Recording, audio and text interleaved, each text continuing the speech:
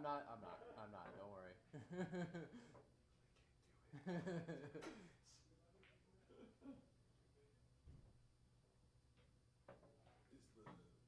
something you do with digital pool?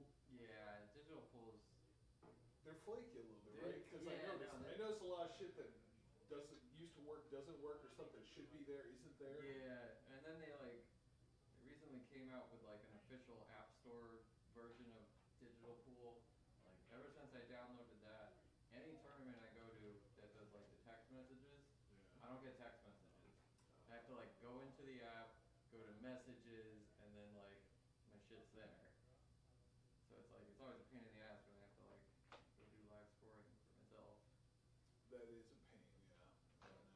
They're not quite there on their development, I guess. Yeah, it's like I said, it's a fucking great idea for an app. Fucking brilliant. Run tournaments with ease, great. But like their search function for tournaments, absolute garbage. They need more expensive people working on it. Yeah, just pull a couple guys from Google, like give them 6 months, pay them whatever they need to get paid. They went on Fiverr, they found a dude that's like, maybe. Like, I've done some Java. Yeah,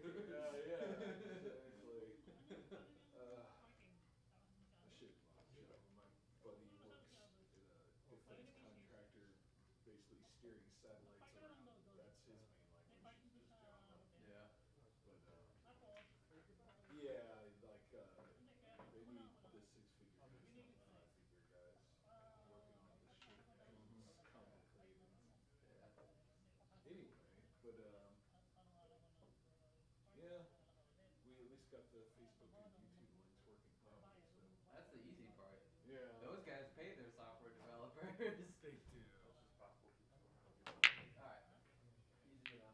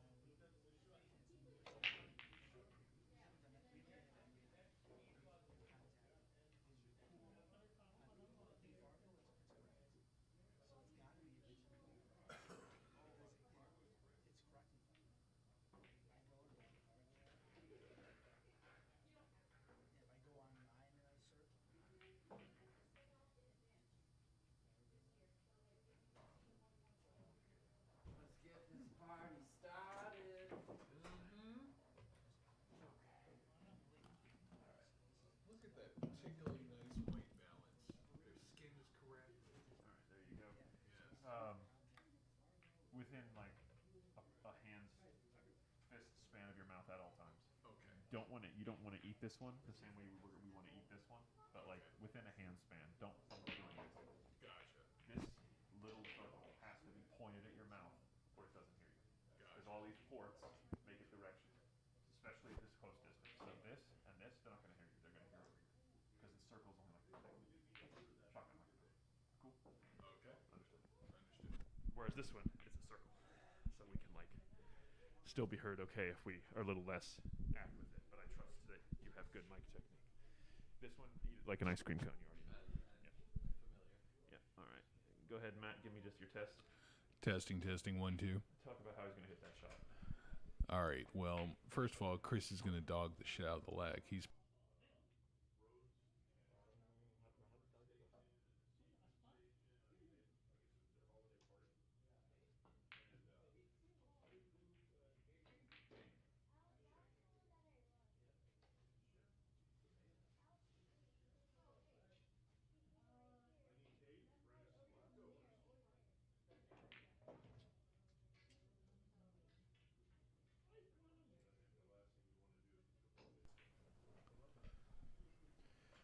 All right, folks. Sorry for that little bit of a delay, but here we are with the 12th iteration of the DMV 10-Ball Challenge Series. We have Chris VonEsch versus Jay R Yumul, and it is quite the challenge up today.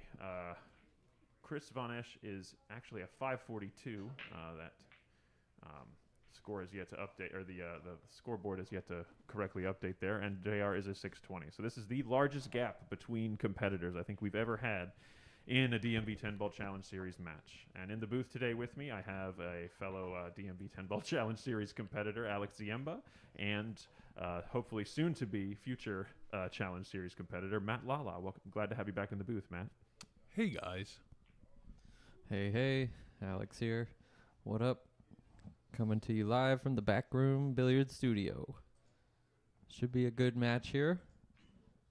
I think most people would put JR as a favorite, being the higher Fargo, but I think we're going to see a fight from Chris here. I think it's going to be pretty close. Matt, what do you think?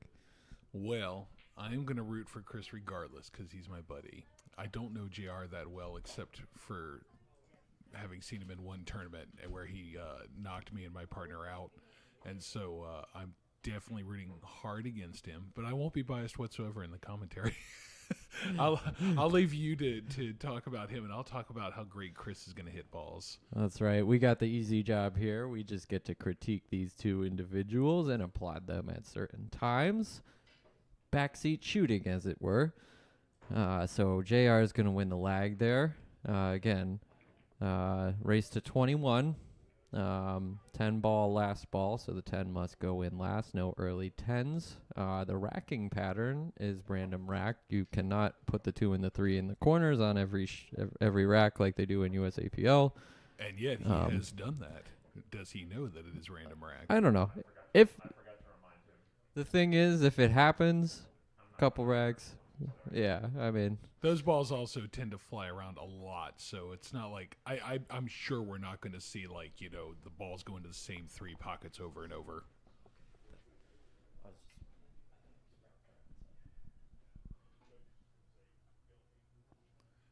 Yeah, that was a Fargo 620 lag that you guys just witnessed. Now we're going to see what the break is like. Pretty nice. Good pop on the cue ball. 9 ball deposits in the side. Not quite the best shot on the 1, but a shootable shot.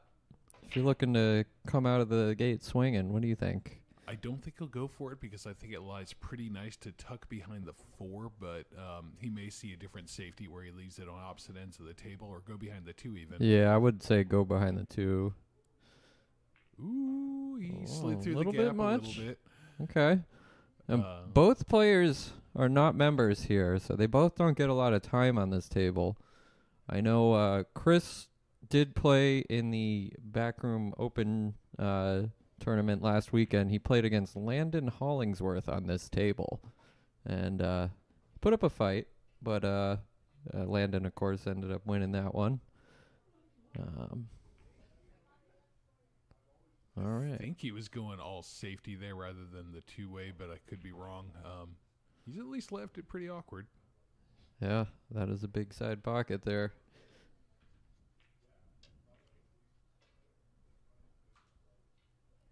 I think it's relatively free to try it in the corner, and then your cue ball will be on the right side, and then the wall of balls near the middle of the table will kind of protect him if he misses. Yep, Like just that. like that. Good call, Matt.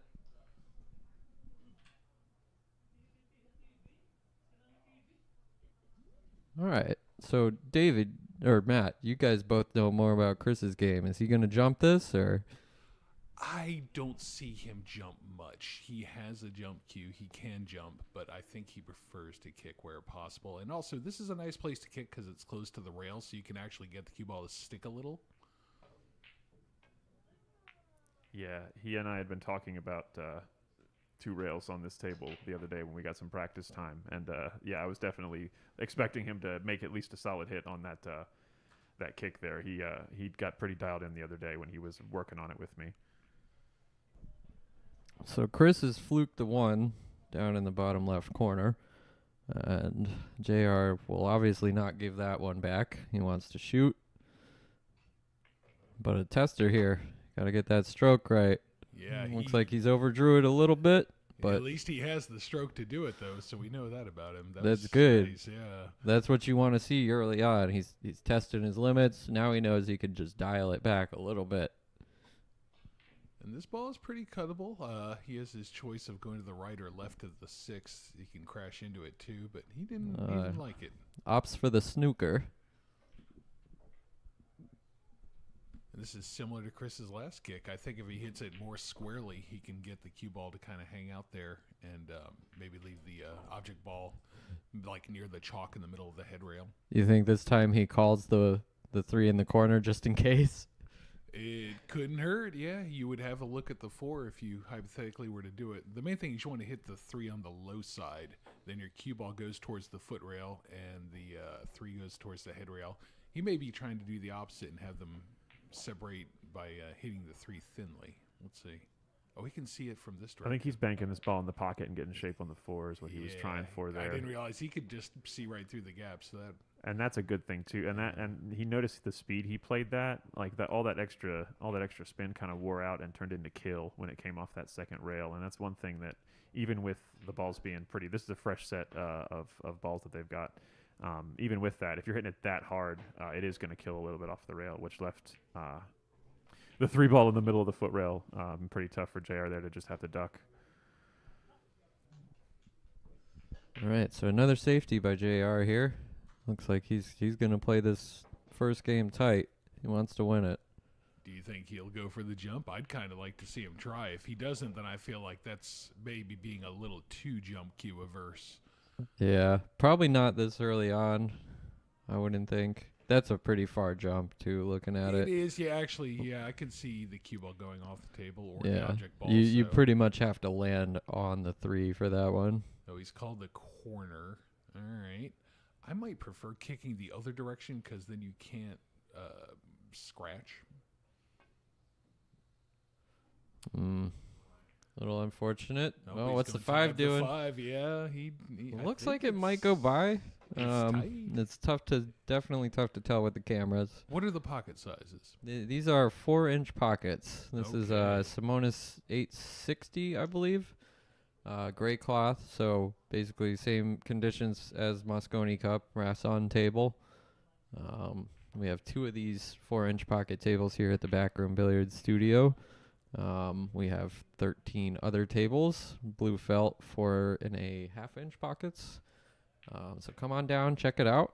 In fact, we have a tournament here today, a chip tournament starting in the next hour. If you want to come down and play in that, please get involved. Lots of events happening here at the BAK Room recently. Nice. That ball did go, and he cleanly deposited it. Is this the only place that you can play on Rassons locally? I feel like it might be. I believe it is the only pool room with all Rassons in the area. I knew they had a couple at Center Pocket up in Maryland, 9 foots, but I think they got rid of them or got rid of most of them. But yeah, I think this is the only place, at least in Virginia, that I know of that has Rasson tables.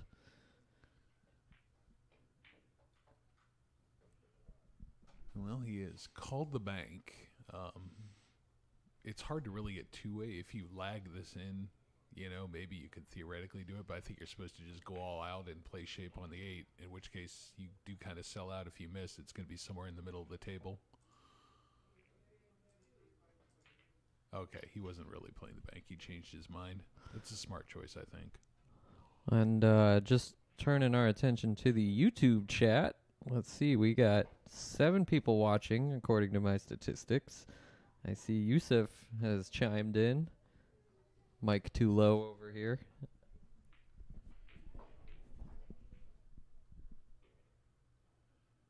Gotcha. All right, we'll see if we can tweak that. Definitely want to give a big shout out to Yusuf there for splitting that tournament yesterday, the last VPT 10-ball event of the year, splitting that with John Oliveris yesterday after a hard day's fought a bunch of pool matches. I had a great match with him towards the end of that in the final 8. It was a heck of a day for sure. Glad to have you in the chat. And speaking of John Oliveras, he's actually playing a 10-ball challenge series match right now against none other than Adrian Villena. They're playing at Breakers today. Same thing, race to 21, 1,000 in the middle. So check out that too. Go support that stream. Ooh. Nice effort on the bank, just a hair off. And now we're wondering if this 7 passes. Do you have an overhead? We do have an overhead. There we are. 8 ball looks pretty big there.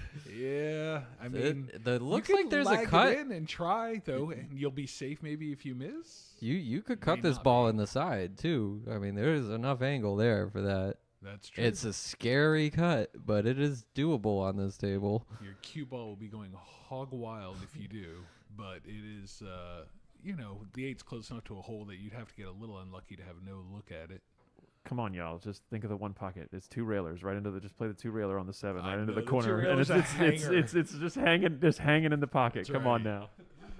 My man. Most 2 railers, if you bank it anywhere within 1 diamond of the corner, you're heading towards the other corner to the Chris's right. So He's really having play a it. think here. I like the thought, David. I'm a big fan of the one pocket shots. I'm a How's fan of Chris's one squeaking pocket it game by. though? I don't know if it goes. I mean, if you do try to squeak it by though, here's the thing: if you hit the facings, it's just going to hang up there. You have to roll it in softly, and then you definitely sell out. If it hangs up, even if he has to kick it, he'll probably make it. You think he's loading up? No, okay. He tried the side, or he played the safe. Do you think? Probably a bit of 2-way in mind. I think he was trying to get behind that 10. Okay. This is a little tester.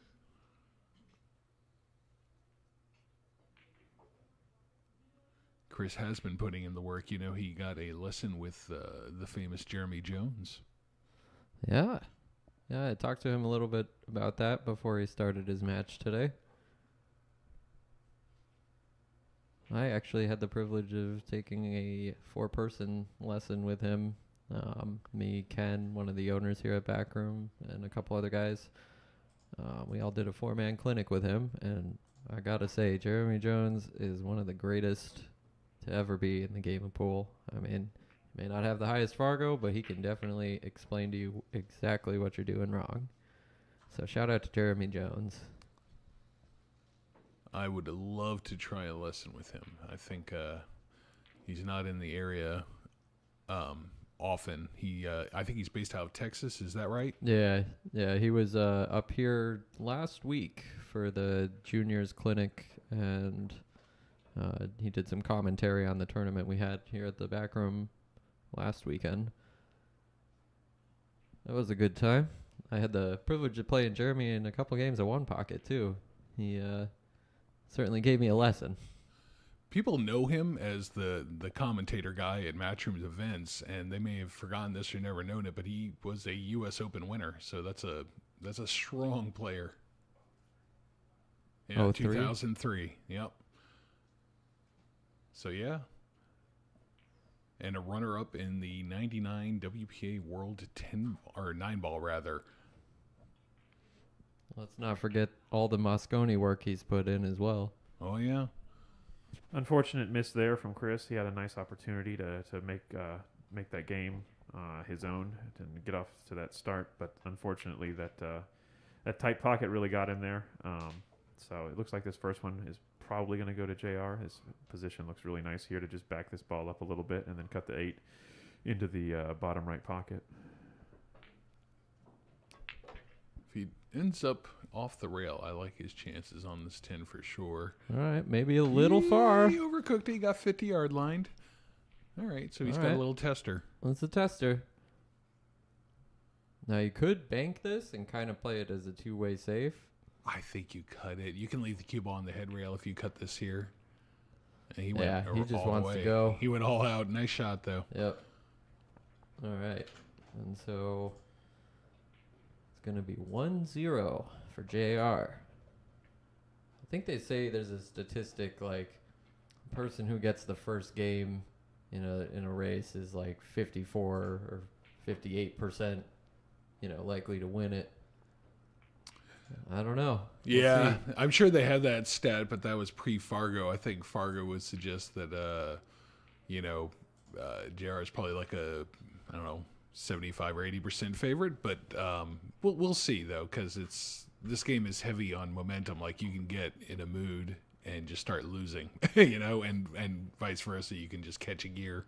Absolutely. I always say when I've done a lot of commentary on these races and seen a lot, you can sort of break this down into 3 races to 7. You got a beginning, a middle, and an end.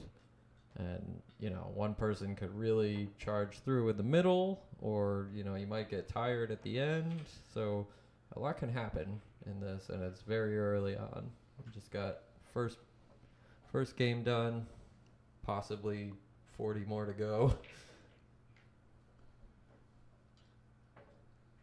And it looks like if this one passes, he can put a little inside, and he'll have the 2 in the side, and he can be off to the races. Oop. Oh. It may have been tight past that 3, so he tried to undercut it to sneak it by. Yeah, a lot of the times when there's a ball in the way, that ball just becomes so big. Almost psychologically. overcompensate. Yeah. It's if it's just in your field of vision, it makes you want to undercut it. I always seem to go into the ball, or How's it going?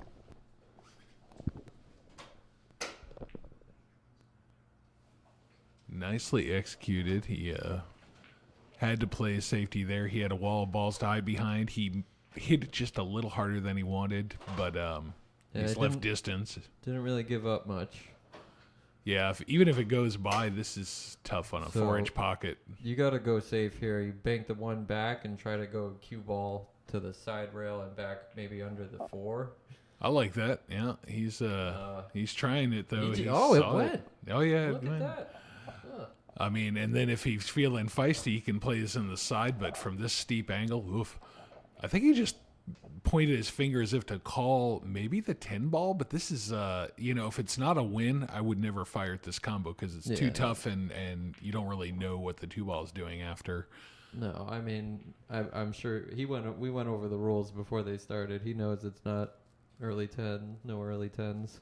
What he lined up there was a cross bank, maybe. I'm not sure what he's looking at. If he's playing a safety and trying to eyeball the direction he wants something to go.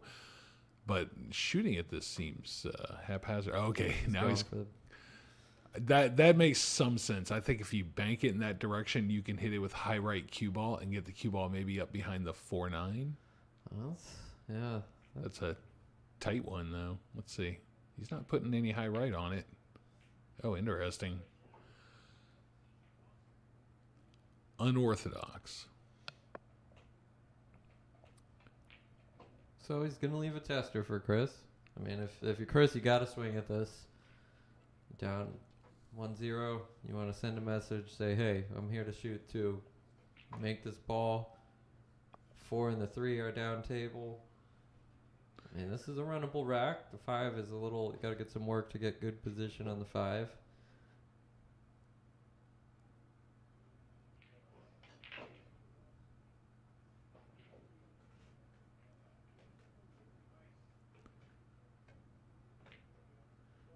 Okay.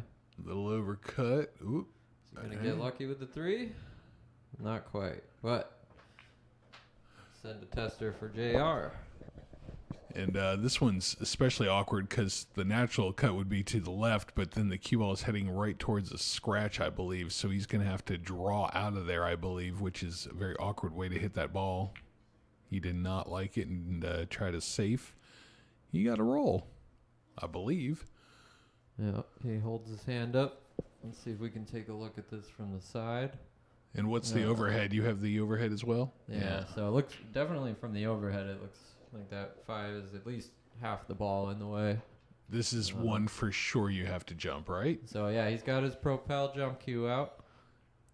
I do love the propel. I'm not sponsored by them. I would take that one over all the others that I've ever tried. It's effortless. I call it the cheat code. Yeah. Good attempt. It was. It's going to unfortunately leave a shot for JR. But got to feel pretty good with that jump shot. You know, he cleared the ball. Almost made it. Just got unfortunate to leave a shot after. 6 will be his critical shot here because, you know, the 5 leads to it, but that doesn't mean it's a hanger in the side even so. Yeah, you can't really play it up in the corner, I don't think. I don't think it'll pass the 9. So you're either looking at the side or try to get behind it and go to the other side if it passes the 7. See if we can get an overhead look yet. Oh, might not pass the 7 into the side, that 6 ball. I'm looking at the 10's kind of peeking out there, so he's got to figure something out. He has an angle where he can go forward to the foot rail and then come out 2 more rails if he really wanted to be feisty. Okay, so he scooted behind it. Let's see what... Yeah, does that pass the 7 or not? I didn't think it did. Maybe it does. From this angle, it kind of looks like it does. Yeah, it does. So, wow, nice position on that shot from JR. Slightly the wrong angle on the 7, but if he can come around 3 rails, that's fine. Nice. He had to smoke that a little bit to come around 3 rails, so now he's got one Taking more a little positional distance. tester. Yeah, he's but got to he go can 3 rails again. Yeah, just play 3 rails. It's a natural angle, you know. Just ease this ball in, and you know you're going to get 3 rails in line to the shot, or you're going to go past it. Right, it's a funny angle because you probably just want top only, but then you got to kind of smack it harder without the running English to help it move around the table. Right. Good observation. Yeah. Yeah. So he went with inside, and he's got to play it up. Let's see how he hits it. Confident. Fires that 10 ball in. Oh, okay. I don't know if I'd play at that speed on this table. That can get a little iffy. Yeah, some people, their comfortable speed, if they just want to make the ball and they don't care about shape, is a rolling ball. And other people, it's a smacked, like firm center ball type of hit. And for me, it's a rolling ball, but maybe for JR, it's a whack it in type of shot. That's where he feels most confident in his stroke mechanics. Yeah. Well, we're looking to see if he pops the 9 in the side if he continues to break from the left, which he should, since that worked for him last time.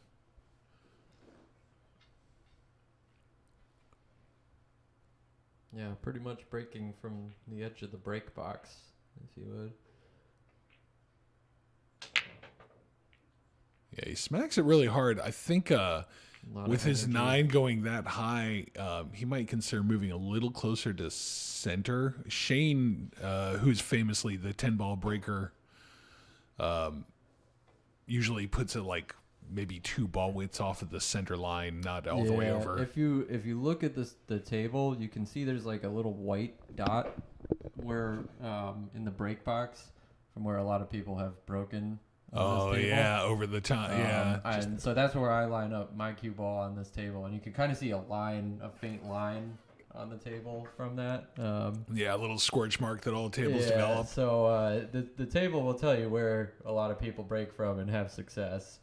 I can generally make on like probably 40 to 50% of my breaks on this table in 10 ball. I can get the two balls in the side, in each side. breaking from there. And you don't need like a powerful break either. The table breaks pretty well, especially with the Federgorst Magic racks that they're using. Yeah, the templates make it nice. You can almost soft break it. Not as soft as 9-ball, but like you can hit it like 17 or 18 miles per hour instead of like, Shane hits it like 23. Yeah. Meanwhile, he made a nice little float shot there to get just thick enough on the 2 that it's not terribly challenging. And so he's off to the races. Yep, that's good. He's feeling confident, 2-game lead, and he's just gonna try to run this one out. Can you pop it on the overhead and let's see how the 7 looks? Does it pass? Ooh. Oh, we said that and put the death jinx on it. Oh no! All right. Well, I can't really tell if that 7 passes. Yeah, it looks like maybe it doesn't, in which case this rack suddenly becomes quite challenging. The 6 lays pretty well to either float below it or even crash into them if you were to get a back cut on it. Yeah, I'm going to say it doesn't pass, so I like trying to get below it if he can even navigate his way that far. He has he has some work to do before he gets to even worrying about it. All right, Chris looking for the safe here. Pretty good. I think he's got it. Yeah. Let's go back to this. Yeah, certainly looks like he's going for the jump cue.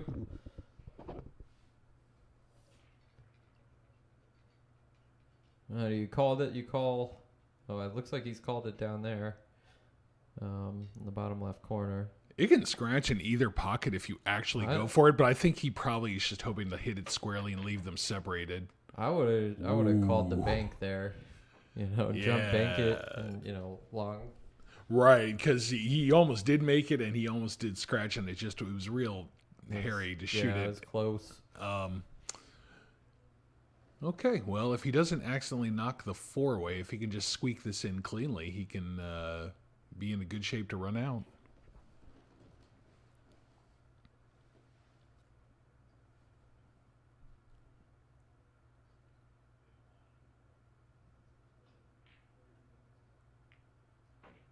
He did knock it away. That is tragic.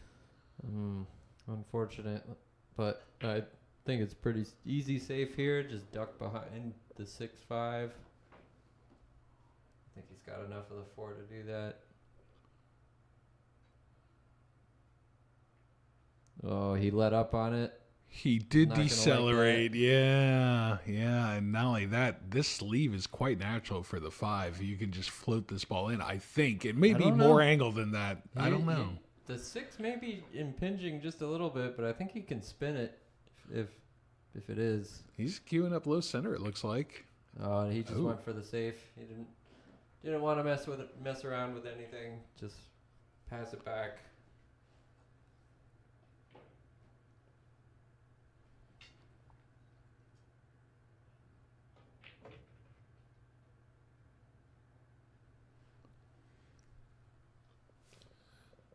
Oh, and just looking at some YouTube comments. Big shout out to Raw Hannah on the Wire Creative Media for putting together a beautiful juniors event last weekend here at the BAK Room. Keep it up, man. Keep doing what you're doing, and let's win this Moscone again. We got to breed the next generation of young kids. Oh, he missed it entirely. He was trying to chip it because then he gets nice separation and maybe even pocket the ball, but yeah, misjudged the angle. We still have this 7 ball tying up the rack a little bit. He's looking at it now, and I don't know how he's going to handle it. I would personally want to try to float below it, but getting from the 5 to the 6 to do something like that is challenging. He wants to almost be where the 8 is now on the 5 to get that kind of shape on the 6.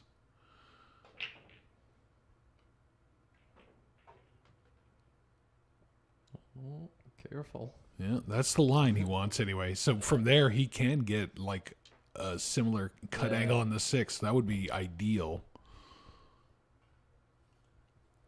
He's playing below it. Oh, he tried to break it out. Yeah, just pop the 7 out a little bit. I wouldn't go for a breakout. I mean, unless it absolutely needed to. Maybe it can't be made in this bottom left from our perspective.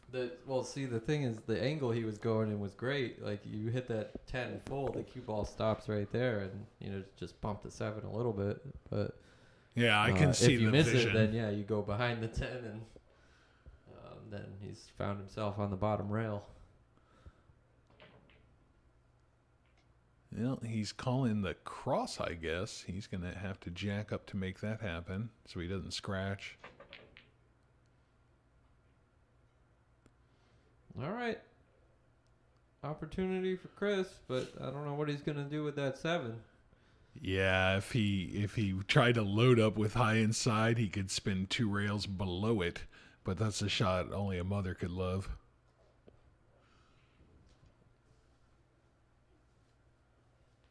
And also, knowing a little bit about Chris's game, he does not comfortable, I think, at distance with inside. I think he'd much rather pound a ball with top center and stick closer to the vertical axis. So he may just try to delicately choose the amount of stun that he needs to go 1 rail straight into the 7, which is touchy.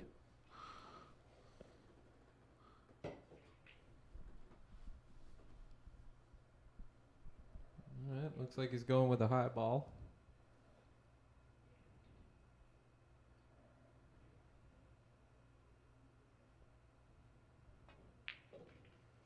There it is. Good. So he tried to judge it. He tried to judge that bounce perfectly, which is very hard. Very hard. 1 railing back. I wonder if But this good caroms. action on the cue ball. That's a good sign. Yeah. Little unfortunate to catch the 8 coming in, but Is it physically possible to carom in this 10, or is the 7 too low, do you think? let's take a side view. I think the 10 ball is too high, actually. I think it's going to hit just high of the pocket if you were to try that. Too high. That's what I was meaning. Yeah. So, yeah, I don't know. These he could just lag the ball to the rail, which we call the APA safety. And I suppose he could float it so that the cue ball gets behind the 8 on the right side rail and the 7 ball goes to the left side rail. He's going to spike it, looks like. Oh, no, he did my safety. Okay. Got to get on the 8 for this. Ugh. Wow, he really aggressively tried to get on the 8, too. I like the effort. He's very, very close to doing it. But as you can see, there's plenty of angle for JR to get this.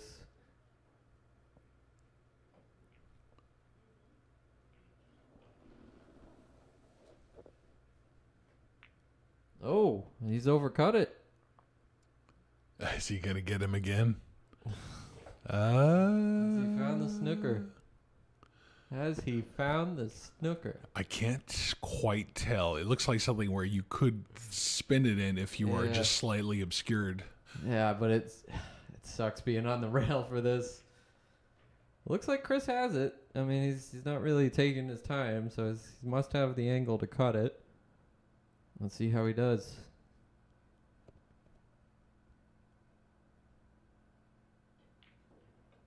Yep.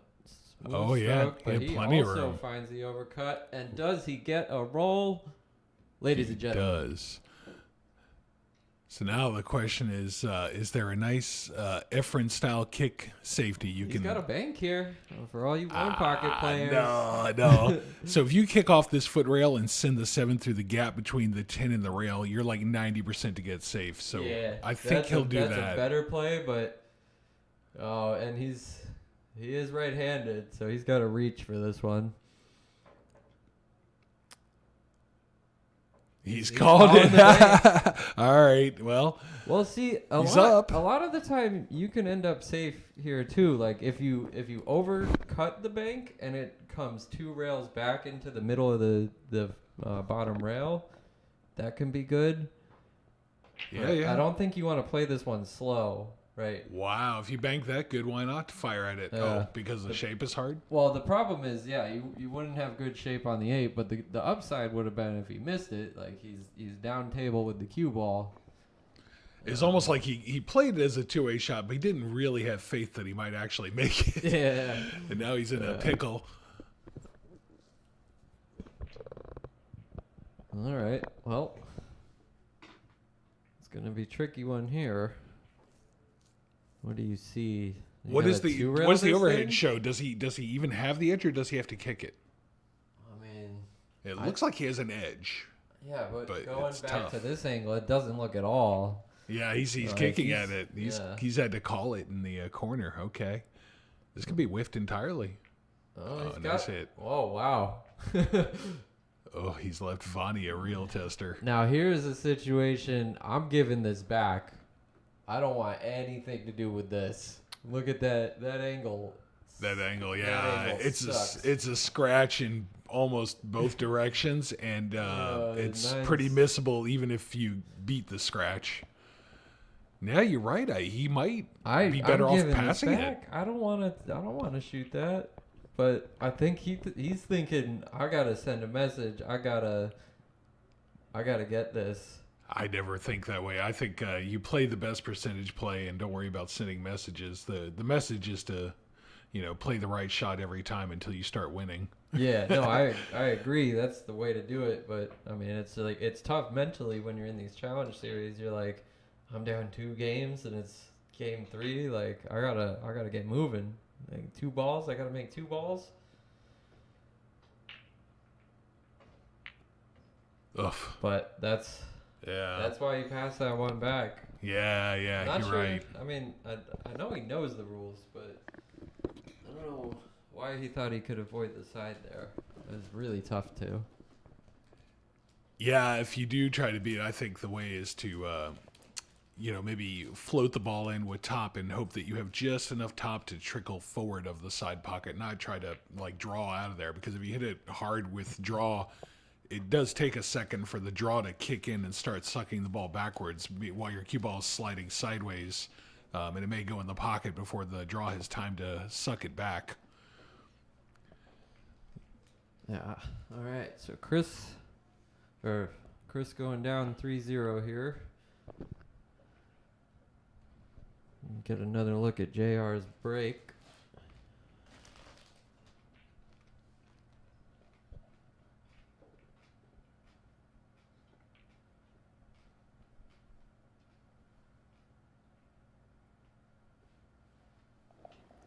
Let's take an overhead look view at this break.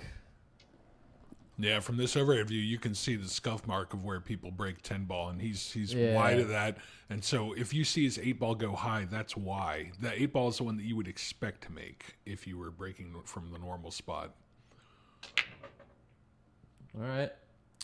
8 ball was tracking, but the 2 ball knocked it off course.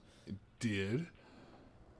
And he has left a shot, and the position window on the 2 is tight, but I think the cue ball just naturally falls into it if you cut this ball in. I don't think he has to do anything with it. You can see there's a gap between the 6-10 there. That's going to be the problem. Actually, as I look at this camera angle, now it looks like he may hit one diamond to the right of the side pocket, in which case maybe he doesn't have the 2 automatically. He may have to use inside. That makes the shot infinitely more missable.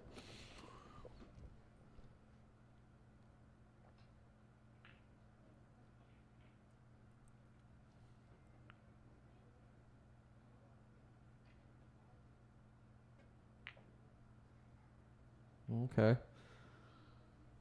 Yeah, that the was inside makes it infinitely more missable. Yeah, he really he didn't look comfortable with it, and I feel like it's something he can work on. Is just floating balls in with inside, or even stunning them in with inside. It's like it's not his favorite English. Some people develop a love of spinning every ball with a little outside. I played that way for 10 years, and it was hard for me to learn inside or even break the habit and just use center. Yeah. All right. Doesn't look like he's going to leave a easy shot for Chris, but how's his bank game?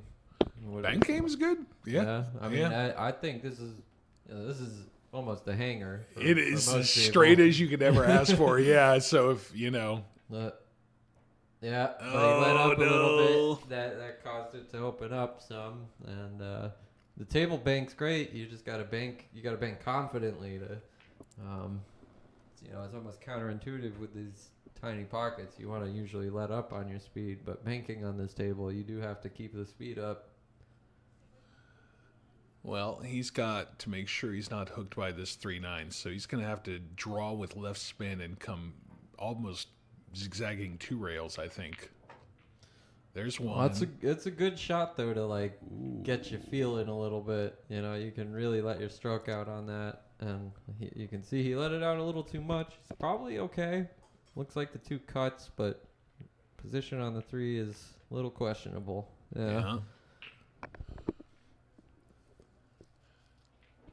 Yeah, and from He's here... fire at the bank here. Yeah, he's up 3 games. He's like, let's get this. And I think you can float straight across almost to where he is now for the 4, and then you have cover if the 3 should miss.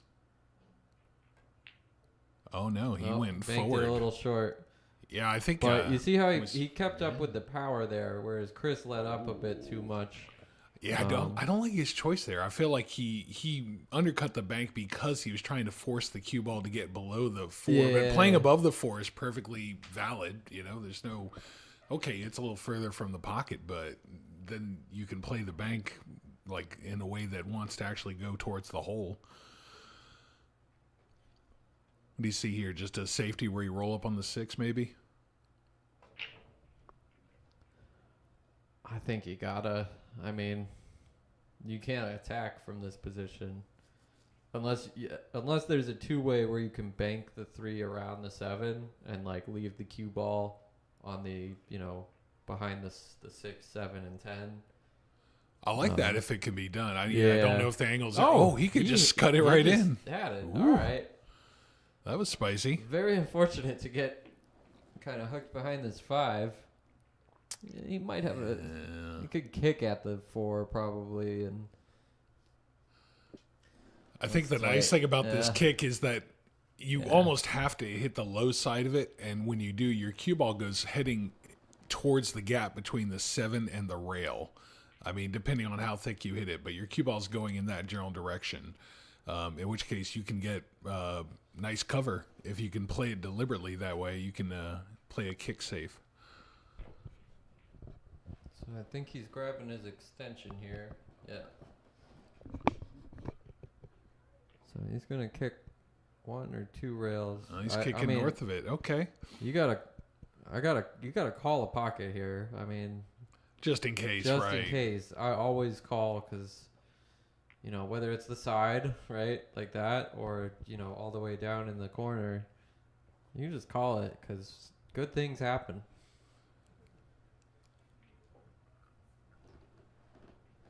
Well, with the 6 still tied up, he doesn't have to give up hope on this rack. We'll see how JR handles it. If it goes in the side, position is still hampered by the 7. So, for example, getting a zigzag position route from the 5. Look at this. This guy goes directly for breakouts. He doesn't play short side. He's just like, yeah, I'm gonna knock him open. The Filipino way. Just go with the flow. Well, he does shoot awfully straight. This one, it's a tester for here. He's gonna hit it jacked up too. Dig Wow. at this ball. Try to draw back for the 6. Yeah, if I see a guy hit a shot like this, I'm ready to unscrew my cue. That's really demoralizing. Yeah, How did he hit it? That's beautifully straight shooting. My man's feeling good. A little tester on the 6 too, but after you bury that long draw shot, how can you miss this?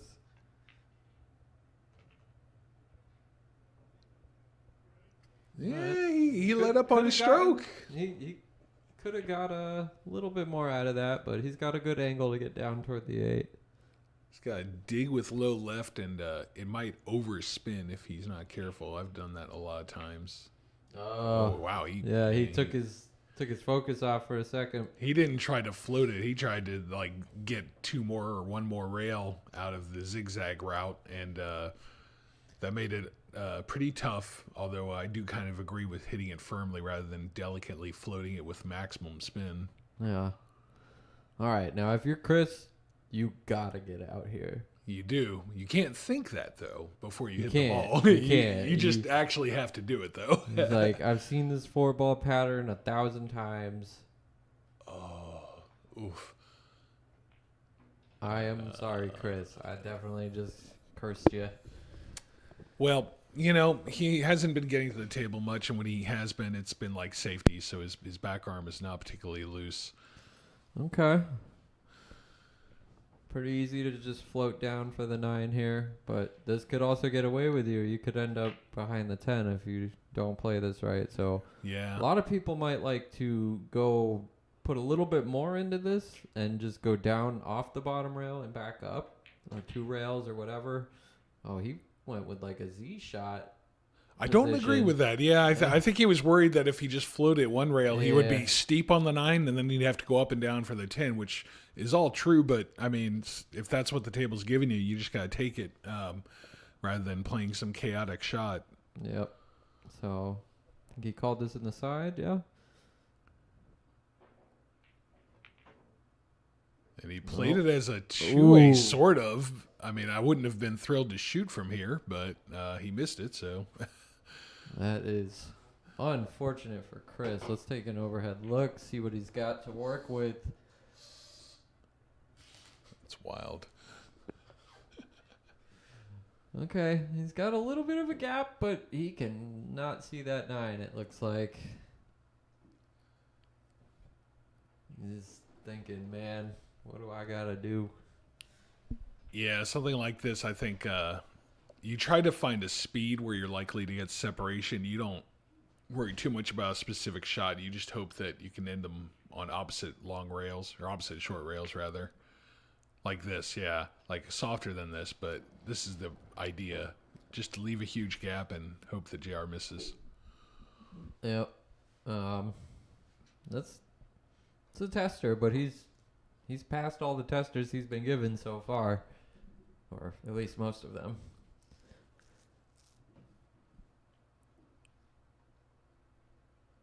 You don't want to slam this one. You just smooth this in, float behind the 10, just like that. Good call. He did. He just beautifully smoothed it. And, yeah, he's going to go up 4-0, correct? That'll be 4-0 for Mr. Jay R Yumul. So, first 4 games, all going toward Jay. What are you saying to yourself if you're Chris right now? What if you're in this situation? It's race to 21. It's still early. What do you tell yourself right now? I think if it were me, I would not say anything to myself. I would simply go up to the next shot and give it full care and attention, and just do that with every shot from here on out. I think any attempts to like psych yourself up or pep talk yourself might almost backfire. You mainly want to focus on the shot at hand and not the score.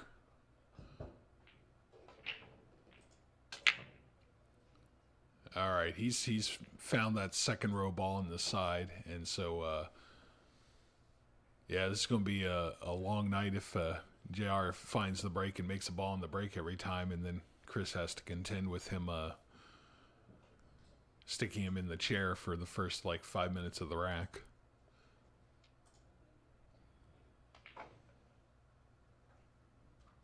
Looks like he's almost queuing to make this. Yeah, you can. Definitely. Flip between the 3-2 for leave. Oh, no. He tried to spin his way out of there. That's a little hairy. Okay.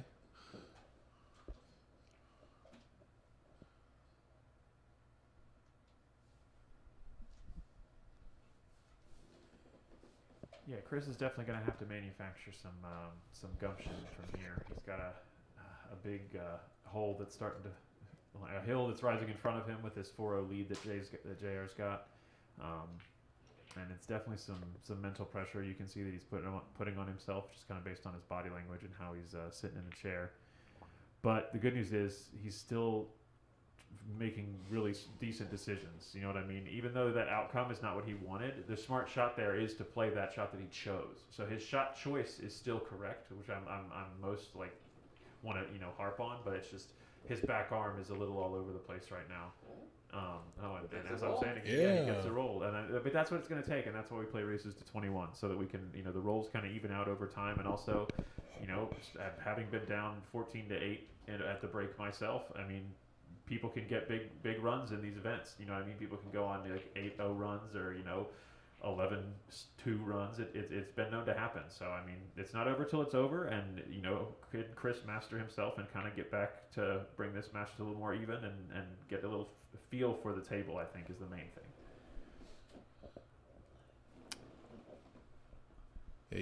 He made JR fall into his trap there. That was pretty clever. I didn't love his shot at first on the ball into the far corner because I thought he had too much angle on the 3, but he pinched and held it really nice. So this looks okay to just float one rail to the 5. He's putting some inside on it. Make it happen. Oh, he overcut it pretty roughly. It may be that he actually did slightly hook himself or something there. Yeah, a little bit on that inside push that ball, I think. What'd you get? You got a mint one, you got an Oreo one? I like those. We're eating Christmas crack, which I've cooked up. It's like a saltines, caramel, chocolate, and then random candies of your choice. Meanwhile, Safe again? No, he's got the pink 4. I have to kind of train myself to remember which balls are the 4 and the 5 these days. I grew up with the old colors.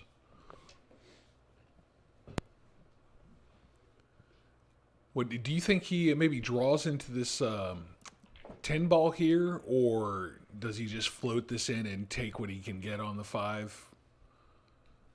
A little touchy to draw it, because if you draw past the 10, you probably are scratching. Yeah, I mean, I like trying to hit the 10. I like aiming for the 10 with the cue ball here, like trying to really even just run into it. That's what I was looking at too, yeah. He's going to have the option, JR is, when he comes back to the table because of the accidental 10 ball. And I don't know, I might pass this back. This rack is unrunnable. Yeah, now that he had to spot that 10, it frees us to the 6 that was already on the spot. So it definitely makes for an interesting layout from here. I think that 8 is going to be really helpful here in just a second. Good call, and he got him. Yeah, good safety play so far from JR. Showing us why he's a 620. Recognizing those moments when you got to step back.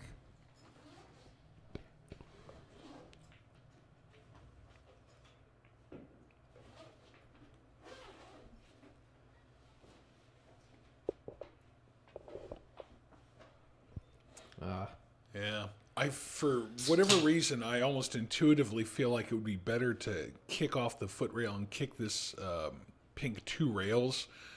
Well, because the 1 rail shot, I feel like it's more likely to kind of arc, whereas the 2 rail shot is self-correcting, sort of. Like, you don't have to worry about the path of the cue ball bending.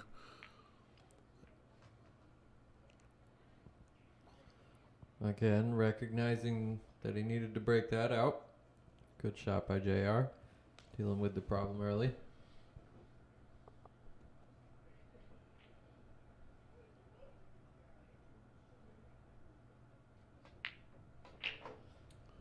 All right.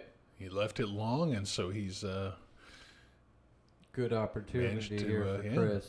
Yeah. Just feel this ball, stroke the shot, and just get your arm moving right now. Don't want to do anything fancy. Just don't get stuck behind that 8. And this rack is pretty nice to run. He's okay. He is okay. He was never even worried. You could just tell from his body language he knew he was fine.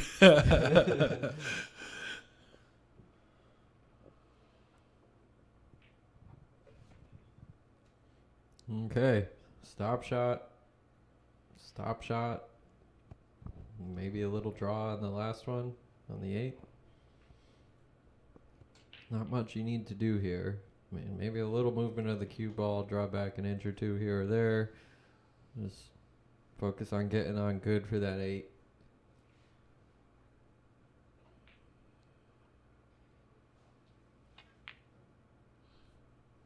Something about his body language, he just doesn't look quite He's comfortable not in his settled stance. yet. He hasn't really had a lot of time to make long runs. He's ran some balls here and there, but they've just been, he hasn't gotten good looks at a lot of shots. JR's kept it pretty well locked down, so definitely know that feeling of the frustration in the chair. I wonder if JJ had him work at some point on his mechanics, and now he's trying to use his new mechanics, which is it's very tough to work on those in the middle of any kind of pressure situation. You'd almost rather just go back to your familiar, comfortable form so that you're not trying to do two things at once, like bear down on the match and also bear down on your, your stance. Yeah. So I actually asked JJ that question because it was like the lesson I took with him was right before the Open tournament last weekend. And he said, you don't really want to focus too much on what you learned, but also if you find yourself down or like missing a lot, you just take some time and have some fun with the next shot, like just swing at it, do whatever.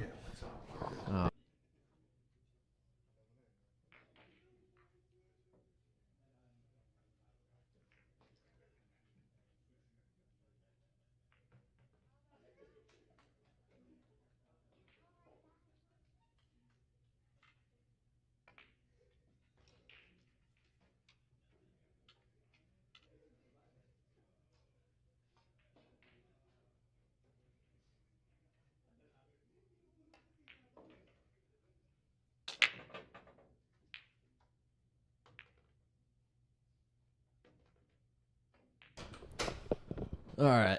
Let's see. Pretty good break. We got the score there. All right, are we unmuted? We are. All right. All right, guys, I'm going to go back to not swearing nonstop here.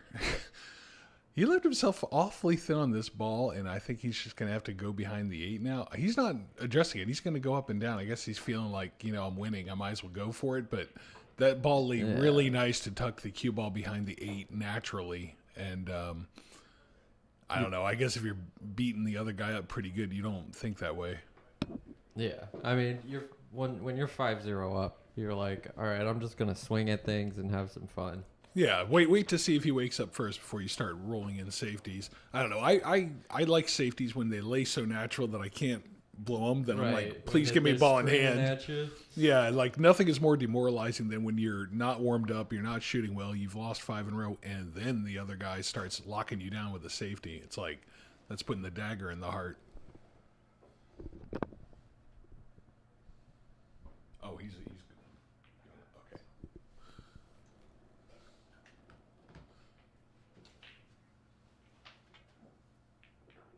That's interesting. He kicked it with pace there from in front of the side pocket, though. I think it almost looked like he tried to shorten it, but I think you can just roll that with natural top, or even you might need some running.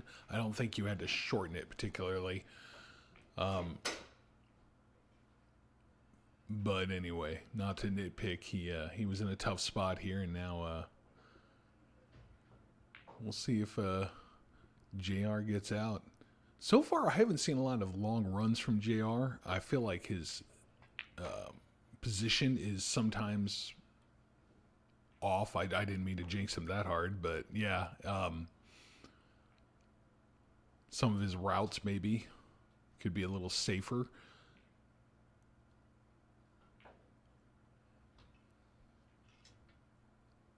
This one I like calling 2 rails because you will get the cue ball over to the right side of the table and the 6 over to the left if you should happen to undercut it.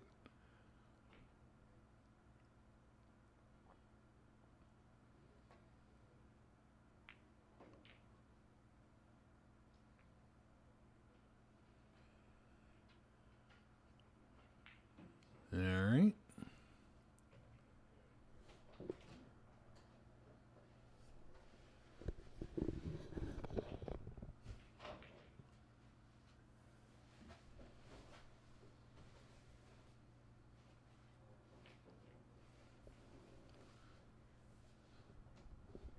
I assume he's going to safe here. You could go for the cut and play 2 rails below the 7 and with the thinking that you'll leave distance at least if you should miss like this.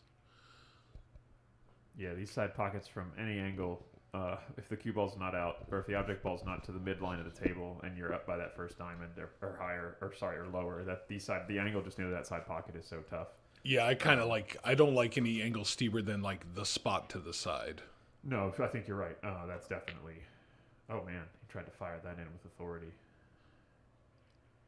And then they leave Chris another... Oh, is he going to get a big roll? Oh, nope, but it's a tester for sure. I think that there's some trouble in trying to get your way back for the 7 here. Do you like hitting this with low left and you maybe end up hitting just a little bit above the side pocket?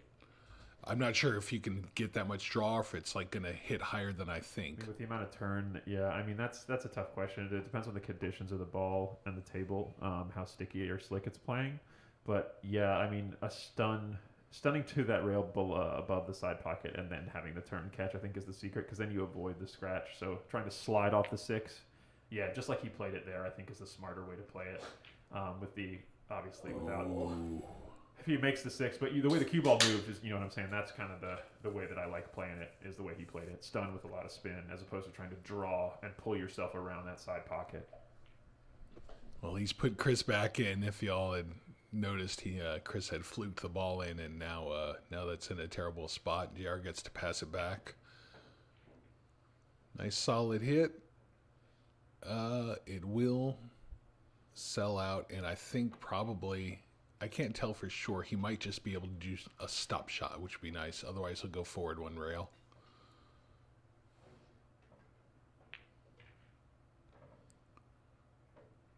Really nice position there. That was actually just flawless. This out is looking like a hanger from here. A couple stop shots. Yeah, I think so. Oh, elected to stun over for the side. Love that. Let your swing go. Yeah, no reason to try to hold that ball. Just let it out. That's a really smart play. Yeah, JR is feeling good right now. His arm is loose. He's just going to keep the points rolling in.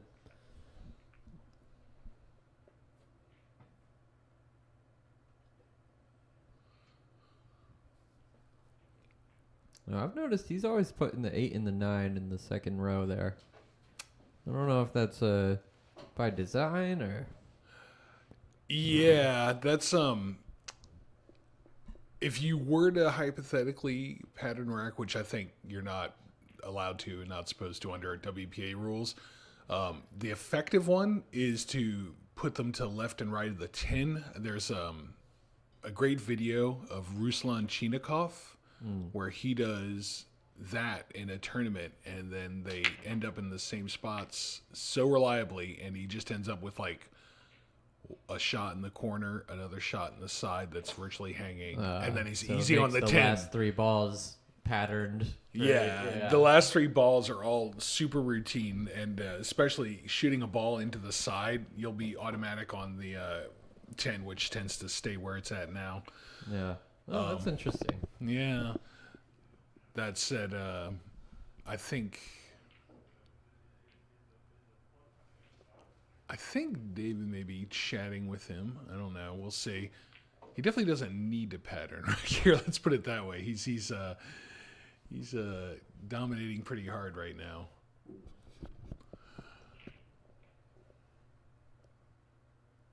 Do you like going for this here, or do you want to try that safety where you roll up on the 6, even though it's touchy? I'm always playing safe here, but if I'm up 6-0, I might take a swing at this one. You know, like it's if he makes it, there's like a good chance you'll see the 2. You know, at least. Yeah, he saw it your way. He went after it. He's just he's feeling confident. He just wants to keep making balls and keep Chris in his chair by any means necessary. I agree. And he doesn't really feel like Chris is going to run all the way out. If he misses the 1 ball, he's not going to make 10 in a row suddenly. And look at like he's played a couple safes here and there when when he wasn't 100% on the shot, and he's locked Chris up and Chris is fouled. So it's like he knows he can get ball in hand if he needs it. But he wants to force the issue and just run. So I don't think the 2 passes the 4. It might. These camera angles can be deceiving.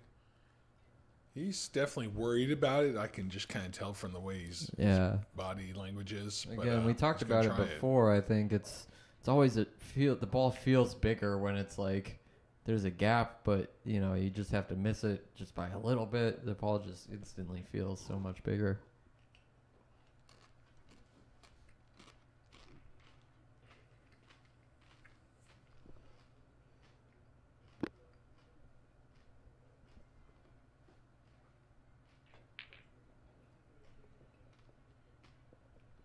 Yeah, they're both learning that there isn't really a cheat the pocket on a 4-inch table. You just it either goes or it doesn't. The margin for error is pretty small.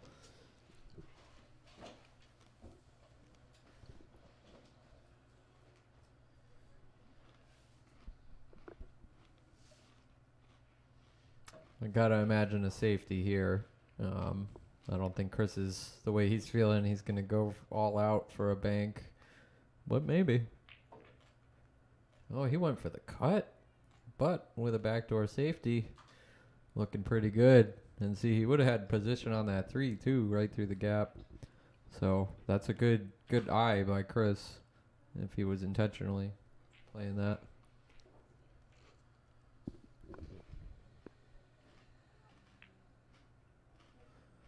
Nice one-rail kick safe from JR. Looks like he's got a piece of that 2 ball for sure. Probably the top half of it.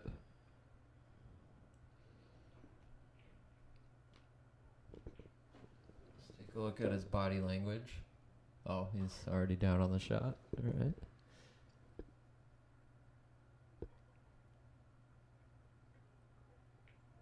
Smooth stroke. I like that. Wants to hold the cue ball as close as he can, but it's going to leak out. And JR is going to have a go at this for sure. Nice stop shot. You can drift a little toward the 3 if you want. I think he's got too much angle. You're going to see him pound all the way to the side rail. You think so? Yeah, it does look like quite a bit of angle actually. Yep. Just play the 3. Sweet. Maybe a little too sweet. Wow, did he get the other angle on it, like the wrong angle? He's got he's pretty straight. Yeah. He's straight, and again, you don't want to cheat these side pockets, so... actually, let's watch. He's going to load it with inside, maybe. Let's see. Go above the side. No. He had the angle. He dug into that. Look at that. Look at how much he got out of that ball. That's a pretty sweet one. Yes, he hit well, and nice angle. If he can hold this, he's okay. Yeah.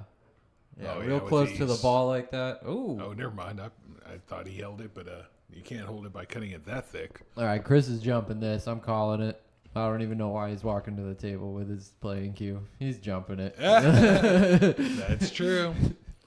That's true. I mean, I might swerve and hit the foot rail because that's a big target. You can over swerve it and hit the ball directly instead. So you got like a 5-inch patch that you can hit. Yeah. Plus the cue ball's running down table toward the 5 if you do that. So the jump is much harder to get position, but he's got to look at the 5. He's just gonna have to settle for a long shot.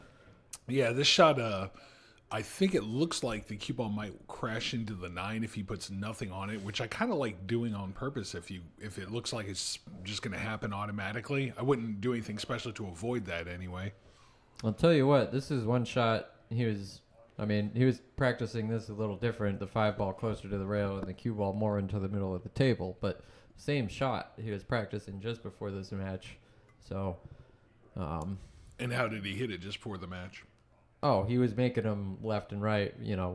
He was using different spins, playing top right, bottom left, and like playing it all different ways. So he put a fair stroke on it. I didn't mind how he hit that ball. Like the fact that it rattled, that would have probably dropped on a public rooms Brunswick, Yeah, definitely drops on the blue tables here at BAK Room, but again, these tight pockets, not so much. All right, so JR is just going to float back out. That's pretty much an ideal angle. It's easy to get off the rail, but not so thin that you have to hold it.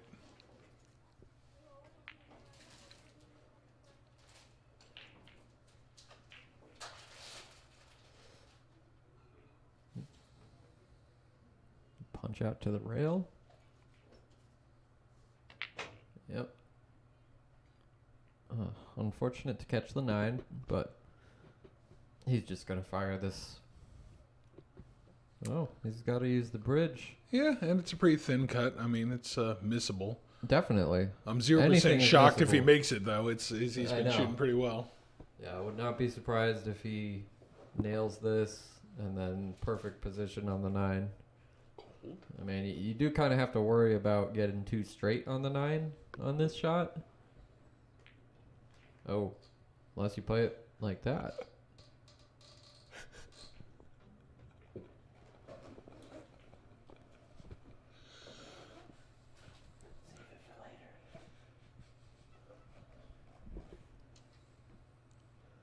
Okay. All right. I heard this is his 17th favorite shot. We all love this one. Yeah. Because you can't, you don't have to worry about scratching the side. Don't even think about that. You just stun that rail and back out. Yep. You've shot this 1,000 times.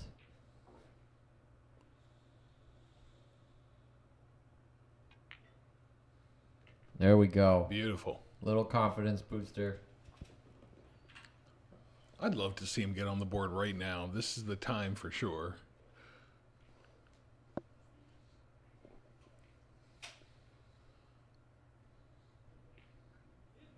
This ball, you can end up on the rail if you draw.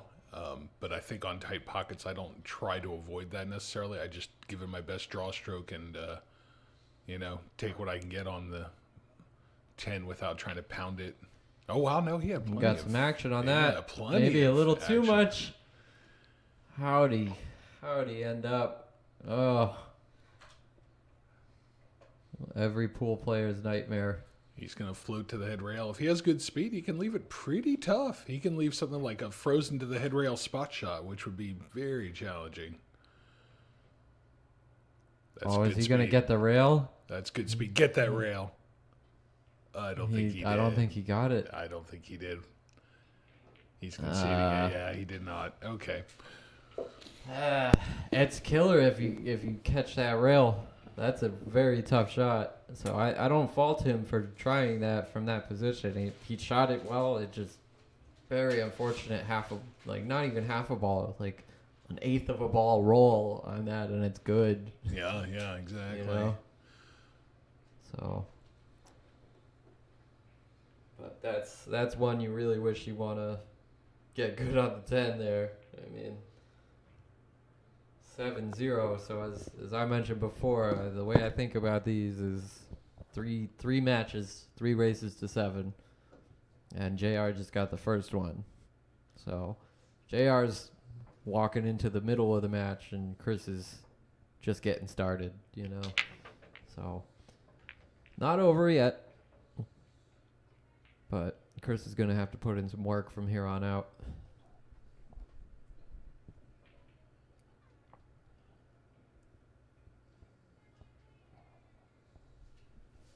All right. Looks like the 1 might pass by the 2 all the way down the rail. Certainly tight gap to find, but You might as well try it because you're safe if you don't get it. I mean, you leave it safe.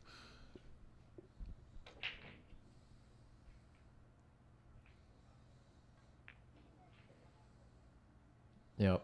Yeah, I think he played it more on the safe side. Just make sure he didn't touch that 2 at all.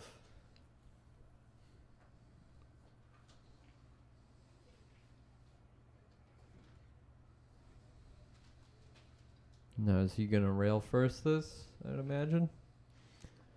Well, he definitely doesn't have the angle to make the 1. So, yep, he's just going to hope for safe here. And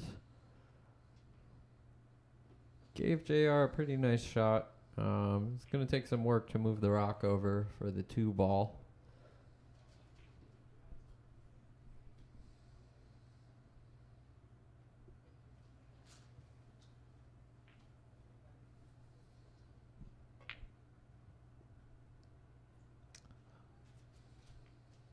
All right, miss hit on the 1 No roll. and Chris is you just saw it in his body language. He's like, man, what the heck do I gotta do here? Every time JR misses, he's getting a roll right now, and even Chris is not getting his own rolls. So it's tough when you're down like that. Yeah, at this point, this is more of a mental thing for him to overcome than any, mechanics issue. I know he's capable of shooting straighter than he has been.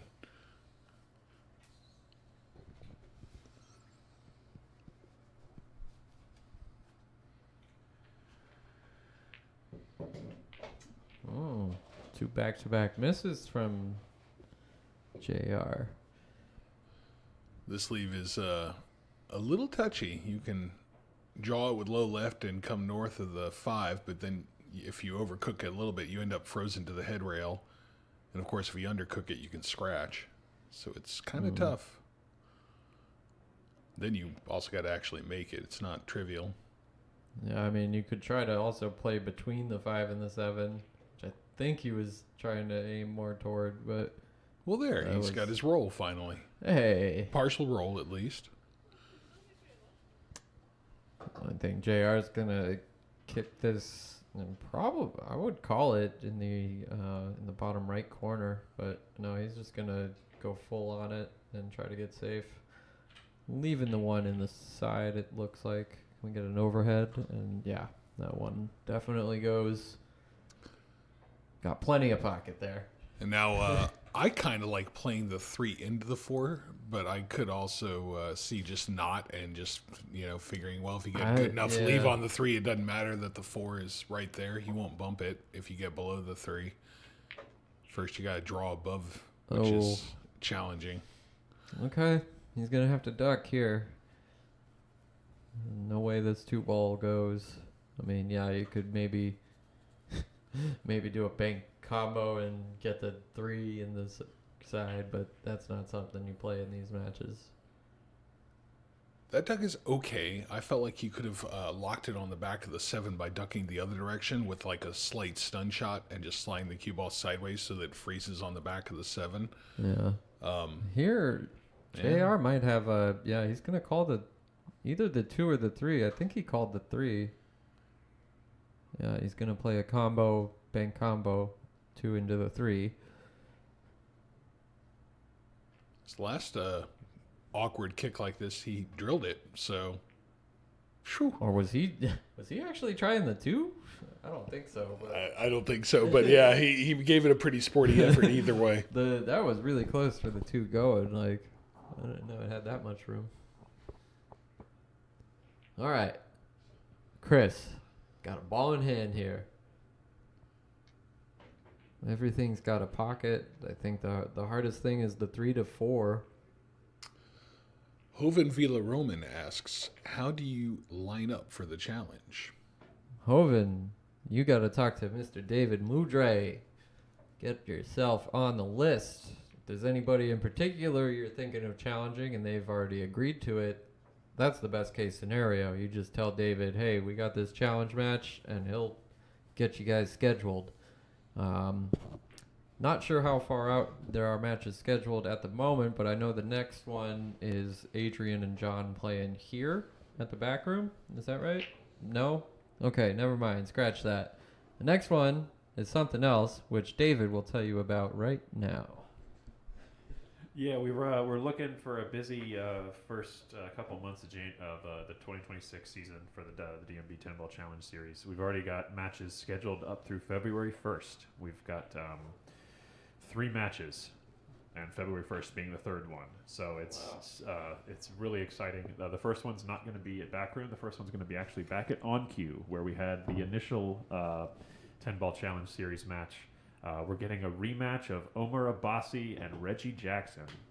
Oh, yeah. Very nice. It's going to be everyone's been asking for it, and so we finally were able to, I spoke to them at the tournament yesterday, and we were able to get something scheduled for them in January 11th at On Cue out in Front Royal. So that's going to be a really, really fun one to kick off the year.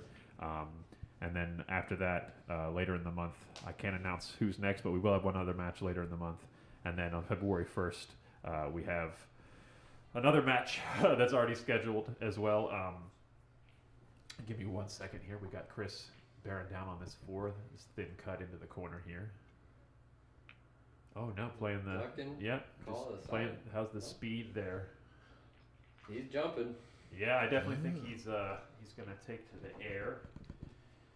I like him saving a few minutes ago. That would have been the one. I think this shot was pretty cuttable. But you know, this could definitely work out well for him. Even if he makes the jump, it's like cue balls going up and down. Yeah. Coming across the face of that ball is good things can only happen. But yeah, February 1st, we have Sean Kern and Mark Villanueva back again here at the BAK Room Billiards Studio in each of their debuts on the DMV 10-Ball Challenge Series. So definitely packed first couple months of the year, but we are taking essentially setting updates for March and onward from here on out. So yes, please just let me know or message me, and we'll go from there. And I just want to shout out to Sean Kern. Challenged me for the 10-Ball Challenge Series. Then found another opponent, actually. But shout out to Sean Kern. If you'd like to play a 1-Pocket Challenge Series, I'm going to go ahead and challenge you right now, buddy. Let's go. Let's make it happen. All right, you heard it here first, folks. The gauntlet has been thrown down. We are starting the DMV 1-Pocket Challenge Series in 2026, and it sounds to me like there's going to be a Kern Ziemba matchup on the schedule here soon, so definitely stay posted for that. Let's make it happen. I want to see some 1-Pocket. This 10-ball stuff is nice, but I want to see some creativity in these runouts.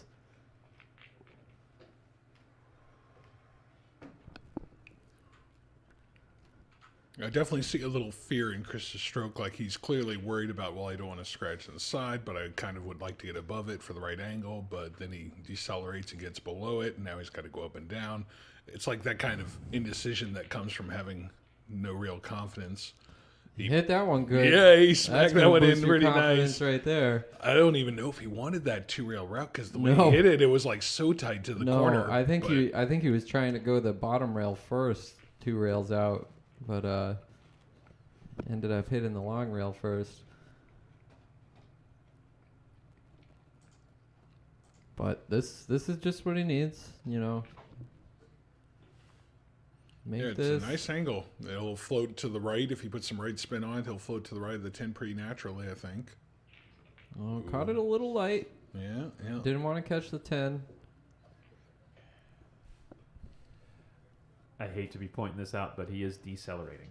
That's what we're seeing, guys, on that stroke. That's what Matt was talking about earlier with that changes. You know, whenever you make a big change to your mechanics like that, your body doesn't have that kind of built-up muscle memory yet, and so there's kind of that tendency to hesitate a little bit in committing to it fully because you don't trust yourself. You know what I mean? You don't trust your own, mechanics and your own physicality yet.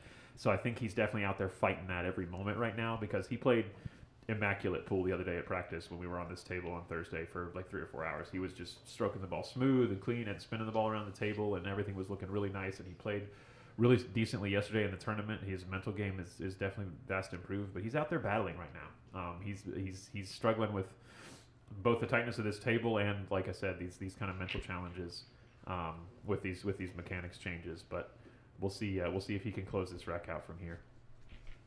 Yeah, and I think a lot of that, maybe partially due to what he's learned in the past couple weeks, but a lot of it might also be just being 7 games down.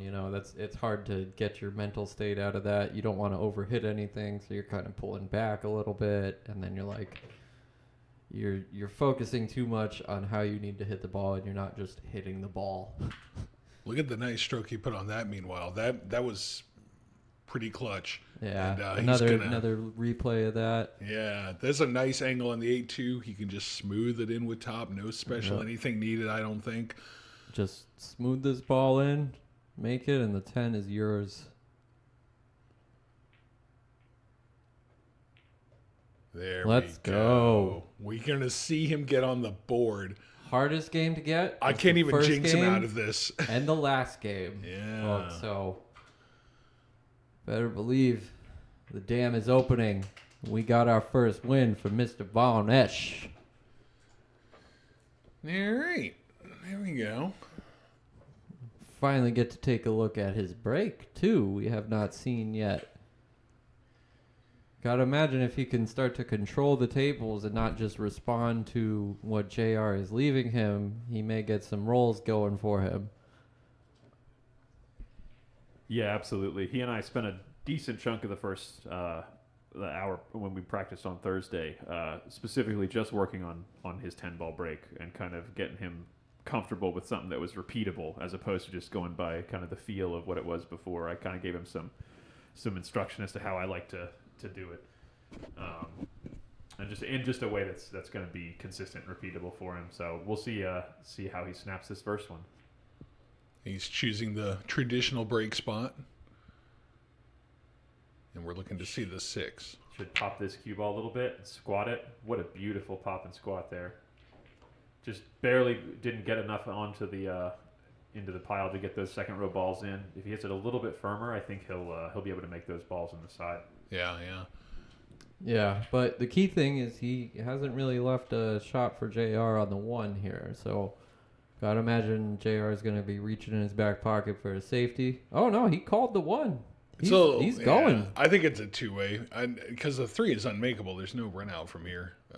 So this is just in case. Yeah, that's why I was thinking you might just start with a save. Maybe not. His cue ball went hog wild there, so maybe he was going all the way. He's found a roll yet again. He is not dissuaded from his game plan of firing at everything just because Chris managed to win one. Yep.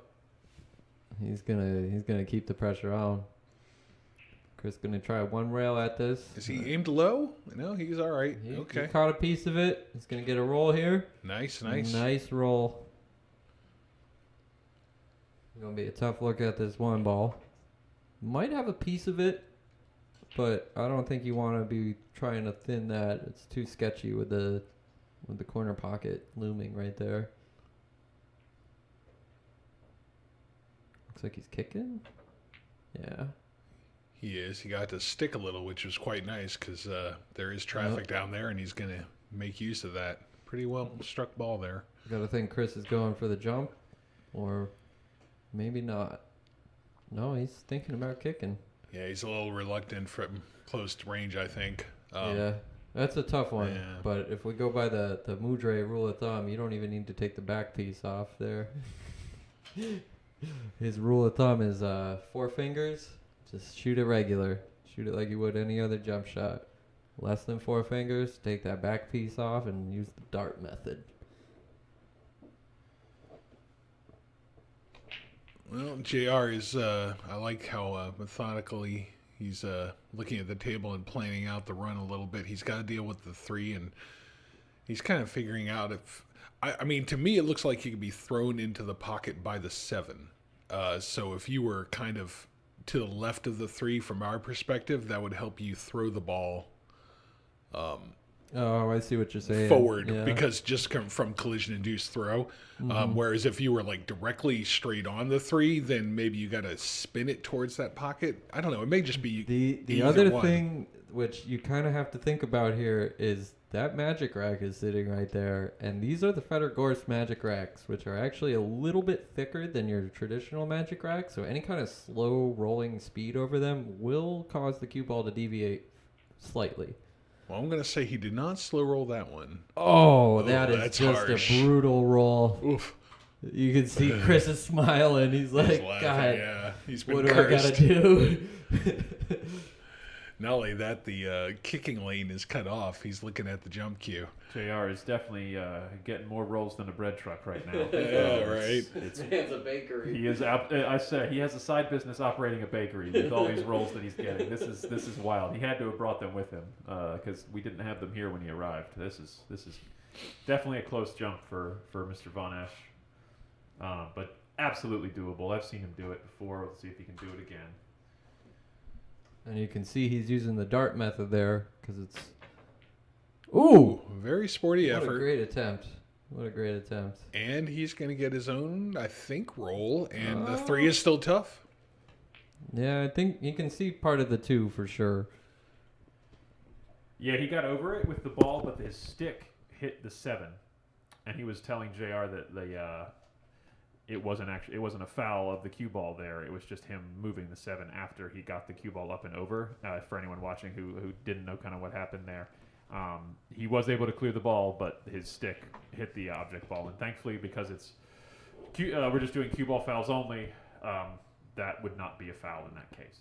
Now, just so everybody knows, they actually recently updated the WPA rules for the first time in a while, and we are now moving towards all ball fouls for all events if they use the WPA rules set. But two guys gambling, it can be whatever you want. Yeah, especially because we don't have a referee here. Although I've heard that there may be a referee coming sometime in 2026. So keep an eye out for that. We may be moving this event to an all ball fouls event. Very exciting. And then also an event where you don't have to rack your own rack. They'll have a referee rack for you. How nice would that be? Well, if anybody's looking to become a referee, talk to David Mudre. Oh, yeah. Oh, yeah. Also, if anybody's looking to rack for the straight pool event for Bobby Chamberlain that he's running out here, get in contact with him.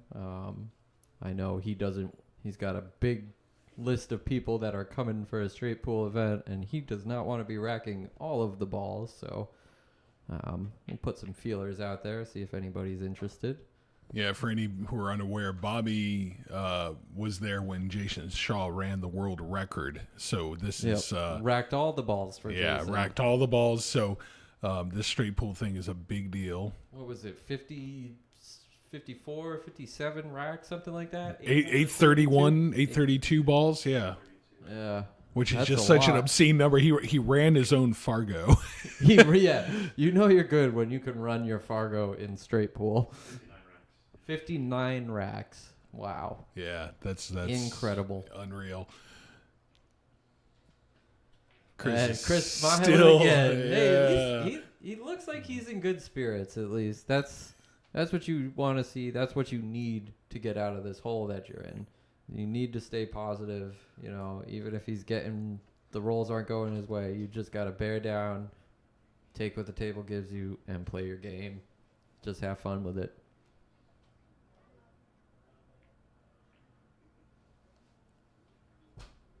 Yeah, a nice standard safety there, well executed, and I think Chris will probably kick off the foot rail again if that's available to him, just because the side pocket's in the way of any kick from the other direction. He's lining up like he's going to kick from the side rail, but I don't like where he's placed his stick. That looks to me like it'll run long unless he deliberately shortens it up. Let's see how he hits it. Put a little draw on it maybe, but no, he looks like he's hitting center ball. Yeah, he had to shorten that up quite a bit. I'd rather go off the foot rail or spin into it if I had to. Right, yeah. Like you can use running English and hit above the side pocket and get a more predictable result than trying to draw off the rail because that arcs visibly. It's like hard to control a curved shot versus a shot that just turns wider off the rail with side spin. Right.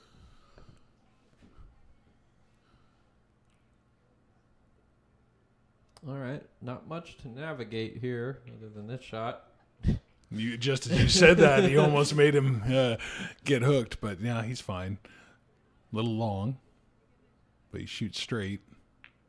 Yep, a little shy, but he's okay. No, he's perfect, really, yeah. I think he can draw and get to the side pocket from here. Let's see. Yeah. Maybe not. He may be zigzagging. Let's see. Boy, yeah, aggressive. On that 7, I like just an inch or two more roll on the leave just so you don't put that side pocket into play, really. But he navigated it well. Oh, it worked out perfect. He got a stop shot out of it. That's it's almost as much of a roll as some of the other stuff that Chris has dealt with. Drop back a few inches here. Yep. Right. Yeah, this ball. Okay, take an angle. Yeah. It's not the hardest 10 ball. That's a long bridge. Yeah, you see that a lot with the Filipinos. Long bridges. All right. Confirmation 8-1 for Mr. JR.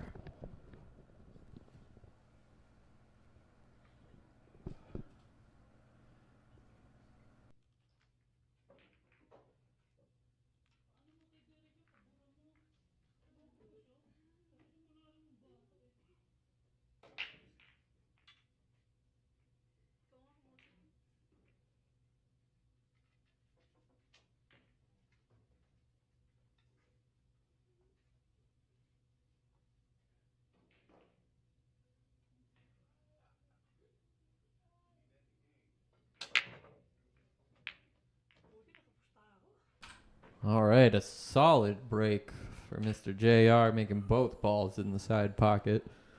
Yeah, it looked like he adjusted his spot, even though I think his last break was successful. But yeah, this is not. That spot looked like closer to center, which is more traditional.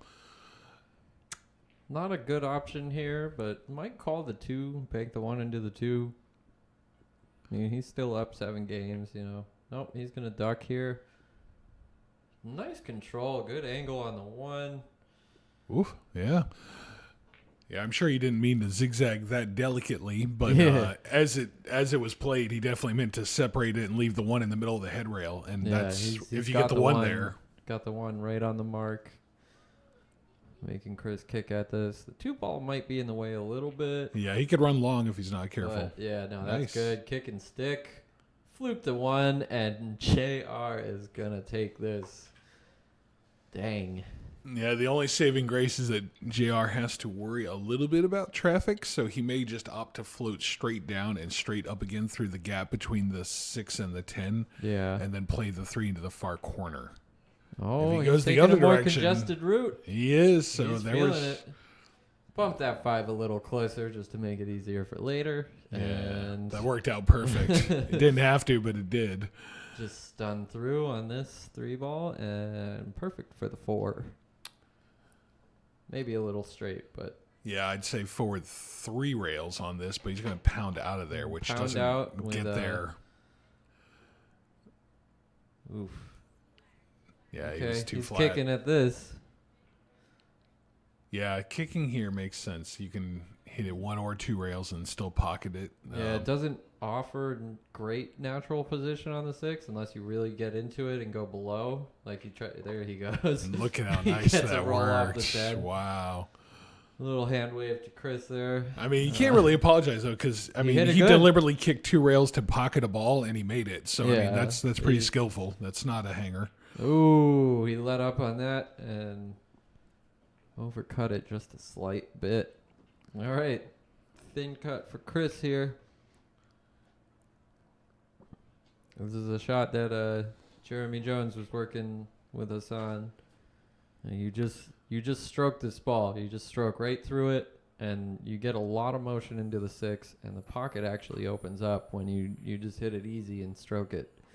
And does JJ recommend putting any kind of sight on, or is he just top center? So he was showing us this shot, and he was having us shoot it with every kind of English. Really? You just Okay. using just front hand English. Just you can hit this every single which way, and it goes. And you can see Chris made that. And maybe not the best position on the 7, but he made that ball confidently. He did. All right. Well, I think he'll low outside this ball and try to snatch it over to the side rail and back out. Yep. A lot of players love that shot. I don't know if Chris is one of them, but I like his chances. This is always a fun one. Back cut in a ball with some stun and go to the edge rail and back out for the 10 in the opposite corner.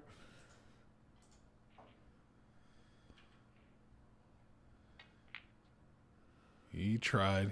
He had to shoot it that way, and Looks like he hit it. Well, okay. It's going to Reasonable. line up a shot, but it's going to be pretty straight.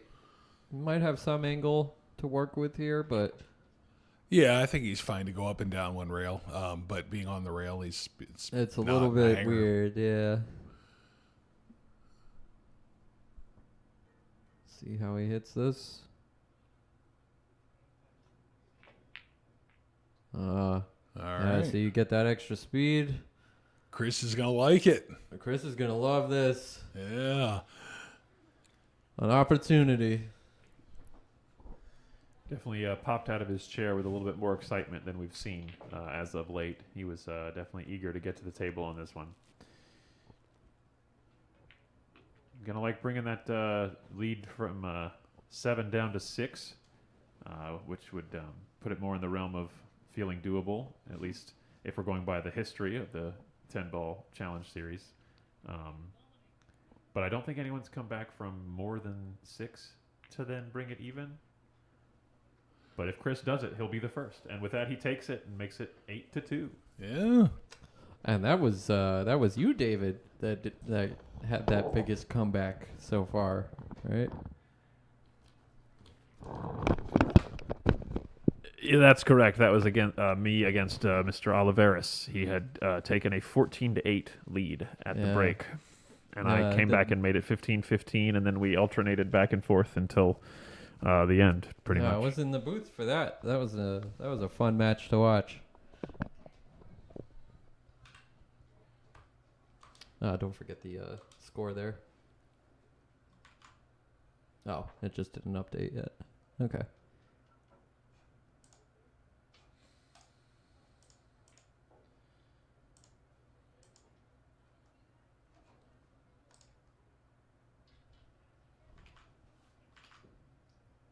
Okay. All right, so score should be right at the bottom now. Let's take a look at Chris's break. Hit that beautifully square. Yep. That was like Good, textbook. good hit. Oh, look at this roll. Yeah. He's fuming. I would be fuming too. You know, this is okay, though. Push out. I think you push here, yeah. Yeah. Do you push to a jump, though? I mean, we've seen JR jump. He knows he can jump.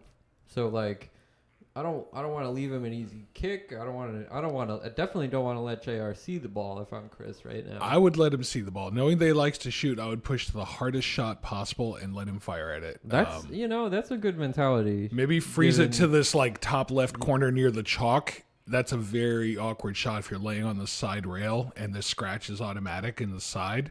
Yeah. So like the diamond just south of the chalk, I think looks like a scratchy shot. Yeah. He's gonna push to the end rail here. All right, so maybe leave him just half edge. Yeah, that's well executed. If he leaves him only half the ball, like not enough to pocket it, that's pretty nice touch. Yep, JR is. And even if it's pocketable, oof, what a unfun shot that is. I don't know if I like this. I might give this one back. Yeah, it really depends on how much of this ball you can see. If you can't, if you can only If chip the edge of it, it's just a scratch all day and no real safety. Yeah, no, if you could clip the edge, and I was going to say if you could make it to the end rail and float under that 3-9, but he ended up okay. I mean, he's got a cut in the side, but it's not. I think these side pockets are duck behind the 9, duck behind the 6 rather. Yeah, I think that's the percentage play here. Come on, get there. He did not quite, but he's left it tough. All right, he's got to stroke this one to get good on the 2. Don't think the 2 will pass the 6 in the upper right there.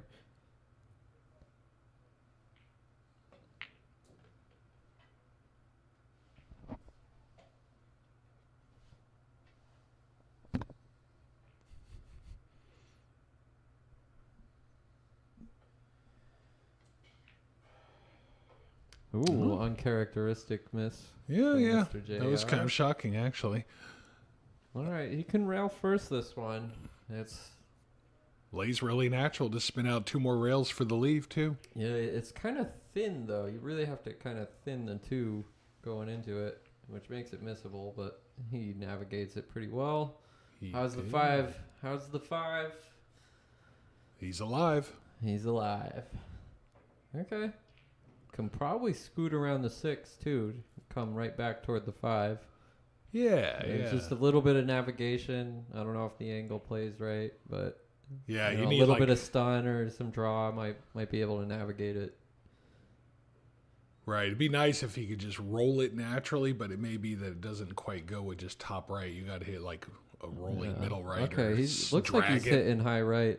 Yeah, I think that crashes into the 6. No, he goes around it. No problem. Nice shot. How's the speed? Slow down. Okay. I think he has a thick enough hit available that he can draw this with low outside and slide just below the 8 and hit the side rail. Yeah, and then spin back. Inside like 3 rails around? Inside 3 rails around would be all right, but he didn't like I was either going to say, one. how about just stunning over behind the 8? And he executed that perfectly, too. That was Look at great. that. Yeah. Great cue ball right there. He's even cut off the left side rail from where it's positioned. He's going to have to kick off that rail. Can't really jump this either. I mean, you could maybe get over the 8, but then that 9's pretty big too. So On top of all that, you can scratch. If you kick off the head rail and hit the second rail and hit the 5 in the face, you can scratch. He's got to play this a 2-rail kick. He's called the 5 in that corner. And, yeah, it's just so hard to judge that. He has created traffic for Von here, and I think it's not so bad starting with ball in hand. I mean, he should get very nice on the 6. You know, do you like leaving an angle into the foot rail, side rail, or just maybe stunning sideways so that you can hit the 6 like a stun shot? Yeah, I like just stunning off the 6 and just stun right in the line, you know, in between that 9 and 8 gap. Gotcha. Just hold that line, and then, I mean, if it comes to it, you can either stop shot on the 7, roll forward a little bit, and just play the 8 in the side, or you could try to draw back if you have the angle. Yeah, I like that a lot. I didn't like the way he played that. He kind of stretched over the whole table and then had to shoot sidearm. But it's like, yeah, brother, you have ball in hand. You don't have to set yourself up for a lean over the table shot. Right. A lot of people will do that, and I like on my league team. I always tell them like, look, you have ball in hand. Take a little bit of a longer shot and make it easy for you to cue. Right. You know? Right. Yeah. You know. Now the speed control is delicate because he's going against the line of the shot instead of coming into the line of the shot. He's found the 9 ball. He has. That's why I don't like with that 6 ball. I'd just keep it that stun angle because you know you're going in that angle. Right. If he had literally hit a stop shot, cross the line of the 9 ball, you know, in line with the 7, because it never ends well. You always find that ball.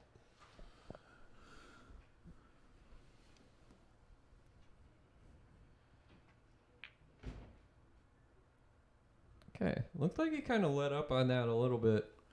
He's okay, but just, you know, didn't want to end up on the rail. Doesn't want to have to move the cue ball all the way down to the end rail and back. I don't think he will. He'll probably just float. No, he does. He did. Yeah. Select for the end rail. Hit it well. Hit it really well. That wasn't as easy as he made it look. Yeah. Well struck. Some unnecessary inside. Yeah, I was just thinking he would have been better off just stopping there, but no, he's fine. He actually got closer to the ball a little bit. Perfect. All right. And he's going to go up 9-2. Ooh, 2, right? Yeah.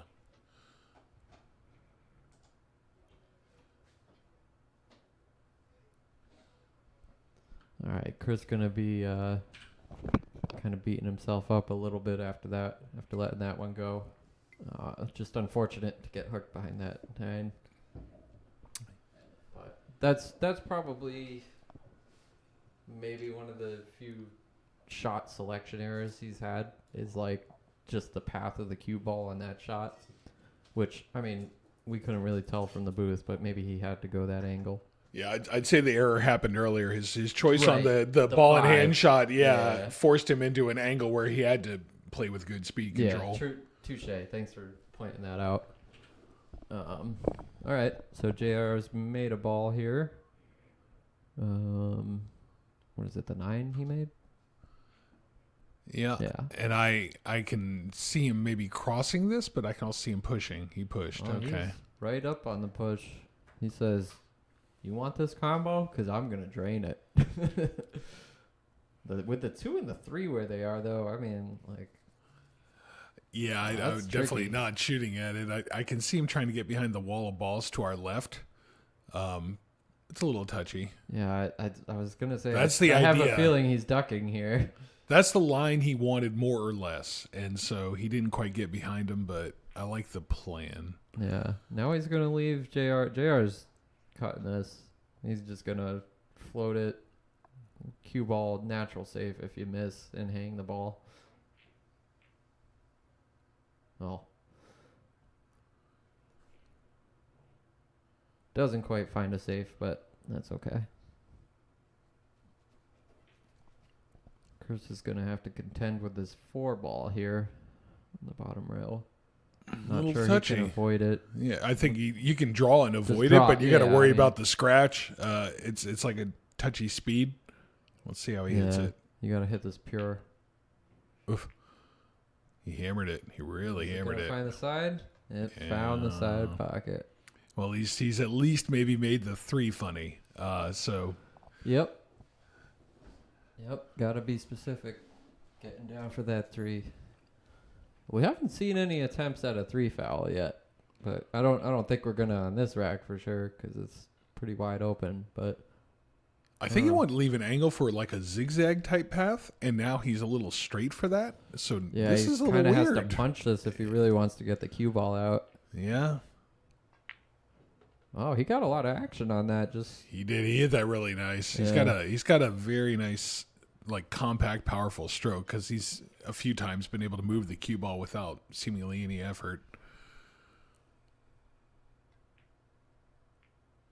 Well struck, yeah. Using that ball to... Oh, wait, I just got the balls backwards, though. He bumped the ball. I thought he was getting shape on the 5 there. All right. Yeah, just a reminder, pink 4 ball and orange 5 ball. Yes. None of that purple 5 business, though. I know. That nonsense has ruined a generation of pool players and getting know. mixed up.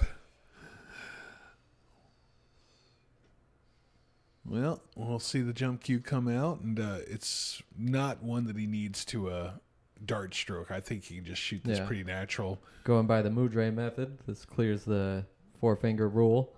So he should be using a regular sidearm stroke. 5-finger rule. Oh, he's still dart stroking. Okay, well.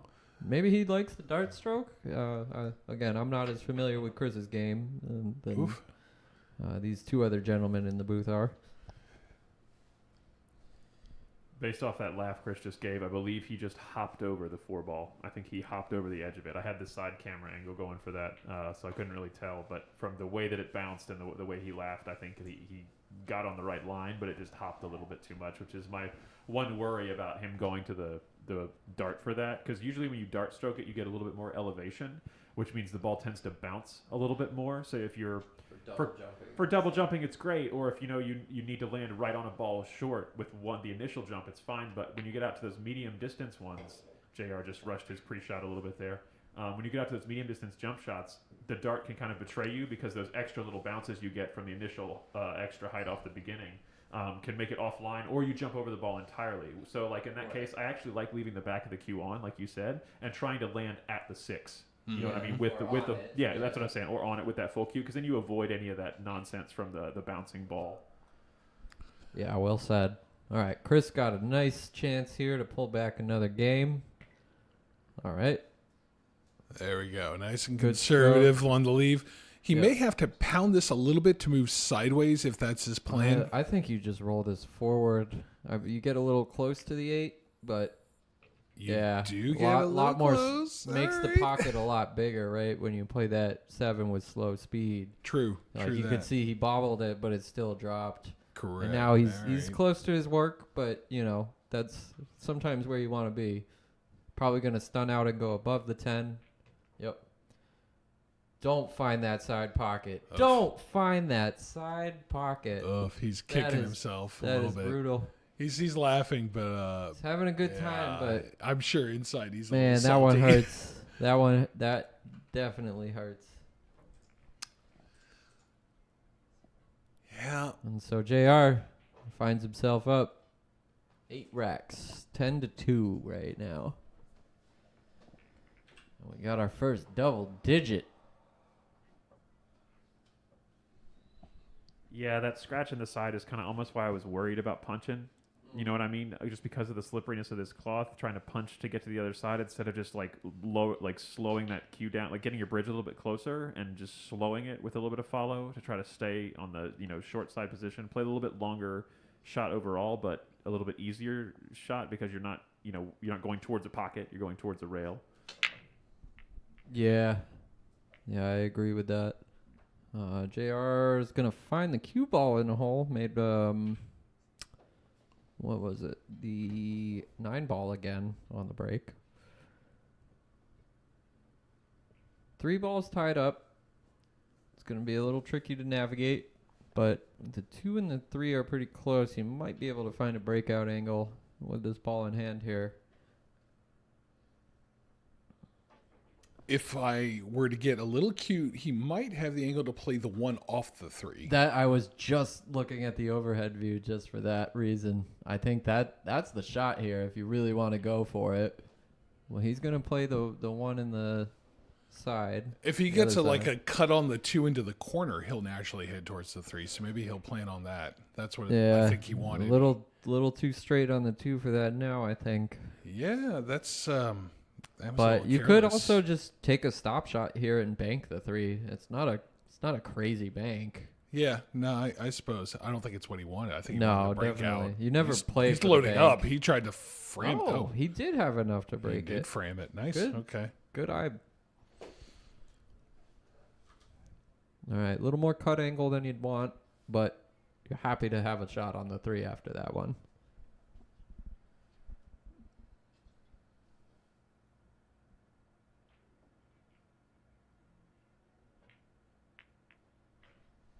That's good.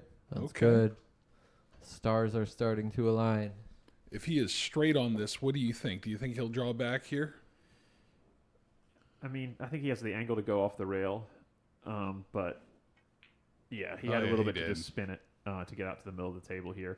The one thing I noticed on that last one was he just had a little bit quick in the backswing was the only thing, and I think that's also been something he's been fighting as well. I noticed he's not been as smooth in his transition as I've noticed like the last couple days. That's the one thing that's kind of been a little bit more jerky. But that's looking way more like the stuff that he's been doing lately, that little bit smoother transition. So we'll hopefully see him be able to get the timing a little bit right. Because I think that the only reason he missed that, I think, is just because his timing was a little off there at the ball. Yeah, it's one of the hardest things is to get to a point where you trust your backswing so much that you can just go all the way back, come to a dead stop and pause, and then go forward again. It's one of the best diagnostic tools to find out what's going on with your stroke, but very few people are comfortable with it. And in fact, if you tell somebody to do it the very first time they do it, you'll see them not pause at all, and they'd be like, I paused, didn't I? It's like maybe for a 17th of a second, but not really. No, absolutely, and I've seen similar things when people you don't realize how often we rush that transition, how quickly we want to try to get to the forward swing instead of having that breath at the back of the swing before the transition. How's his speed developing now after he's been at the table for a while? Just a little firm, I think, getting on the rail there, but I believe JR is going to put this one down. He is, in fact. All right. He finds himself up 9 games, 11-2. Let's turn our attention to some comments. YouTube chat's pretty quiet. Who's watching on YouTube? Give us a shout out. Where are you watching from? What are you doing? Why aren't you here watching in person? Anybody on Facebook, give us some love. Yeah, let's go see what the chat's up to here. Oh, I see a comment from Edgar Pagala. Can I challenge Alex Ziemba? I'm open to the idea, Edgar. I don't know you at all, but I think JR mentioned it to me at the end of my last challenge match. Turning our attention to JR's break, he finds the 2 on it, yeah. and the 3, putting some muscle in, and he's got a nice shot on the 1 right now. Yeah, the 1, 4, 5 are all beautiful, and then after that, he's got gets a you down to work. the 7. Yeah, I think that 7 passes by the 9 too in that corner.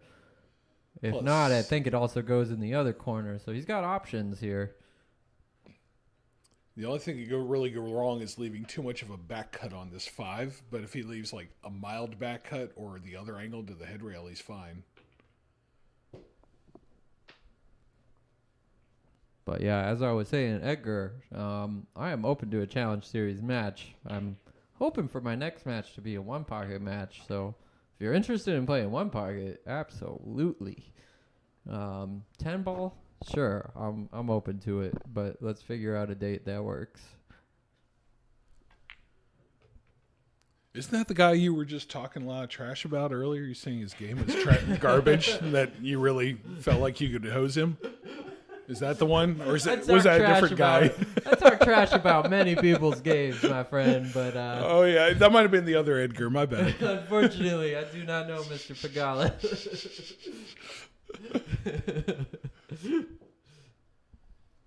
Looking like our first break and run of the match, I think. Is that... Or have we had one already?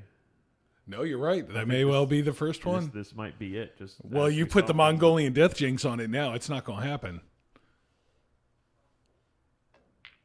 Oh, it may have.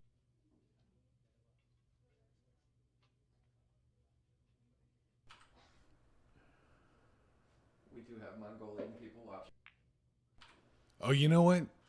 And with my goodness, The Jinx is real. It's definitely gonna be another game for Mr. VonEsch here, and he doesn't even have to shoot the 10 ball. What a generous fellow JR is, because I always make him shoot it. I'm sorry, I know it sounds silly sometimes, but I've seen people miscue. I've seen people accidentally like dig the ball off the table because something slides. You never know. When somebody is demoralized, you'd be shocked at what they'll miss. They're just like. Yep. Like they're in give up mode, and it's like even the hangriest hanger is not hangry enough.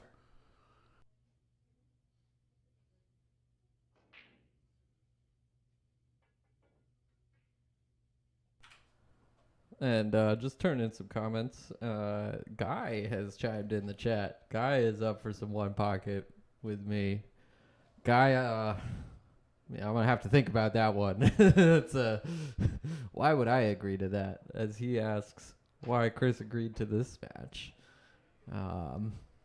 That's a good question. Chris agreed to this match because he knows he can put a dent in this. Okay, he overhammered that one. That was a lot to put on that ball. Maybe a little frustration there. Yeah, maybe just a little bit, especially because he's been breaking so well. You know, the previous 2 breaks that we saw him put in. The one thing that we were kind of working on in practice the other day with his break was taking some of that power out, just because he's kind of a muscular guy, so he's kind of got that natural desire to want to, like, on a break, to really use that muscle power to pop those balls apart. And I was trying to show him just how you can use Q angle with a little bit less power. You get more control, and that extra little hop gives you a little bit extra power, and you don't need the arm speed quite so much. And so we saw that on his first 2 breaks where he popped and squatted the cue ball really nicely with minimal effort. But yeah, I think you're right. He just a little bit of frustration, maybe trying to do something, make something happen instead of letting it happen on that break. But as we're talking, JR just likes to be in rhythm, you know, and keep his run going with that kind of almost musicality to his pace at the table. Yeah, certainly not a slow player by any means. He hit that zigzag way too well. That was tough what he had to do there to dig below that pocket, and he just hit it so nicely. It's in his genes, man. He's Filipino. He's got some Efren Reyes blood in him. It is interesting. I had done the research on what the top 100 pool playing countries are, or how many are in the top 100 by Fargo, and it's 1/3 of it. 1/3 of the literally 33 out of 100 are from the Philippines. Yep. And then like all of Europe collectively forms another third, almost exactly. And the USA, we have like 8 players. Yeah. So we've got some work to do. China is pretty well represented, but gotta look at some of these juniors coming up. Mr. Laz Martinez and Landon Hollingsworth. Oh yeah, they are up and coming. I gotta say, I think Laz should be on the Moscone now. Laz Martinez. I don't know Laz's game. He's only a 740 Fargo, but he's 19 years old, and That's wild. Wow. He is beastly at the table. Yeah, that's awesome at that age. Whew. JR making some quick work.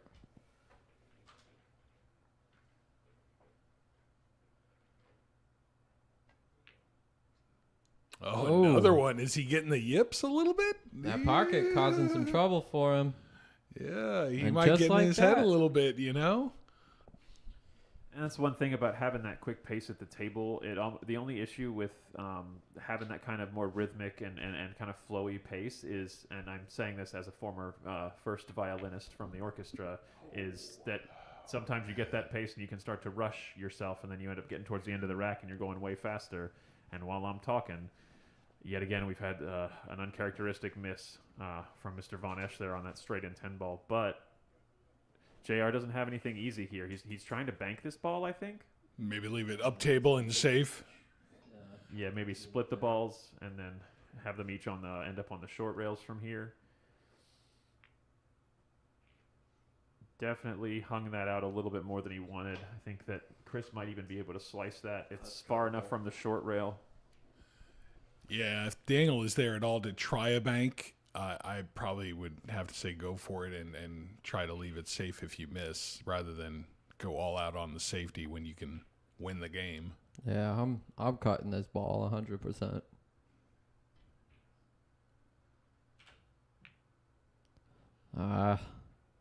He had to go for it, and did it fluke in? Yeah, he's fluked gonna in. leave a long spot shot. That's tough. Now this is option for JR. I don't know. You don't ever want to give this to your opponent, but you also don't want to be shooting this really.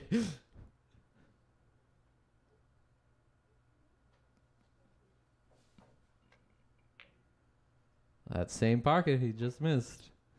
So maybe that pocket caused a little trouble for him. I think Chris is going to fire at this bank. Maybe not. I know, you it guys lays know his well game for better than safety. I do. But I like to see him leave in the middle of the foot rail. That's where I'd Okay. want to leave the 10 near the dot there on the rail. that's no fun. I know.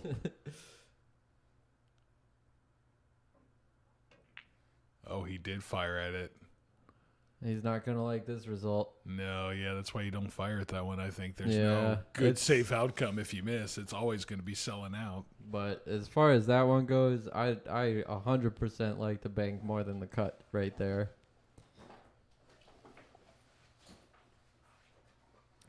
All right, and so JR will pull up another game. 12-3 coming at you.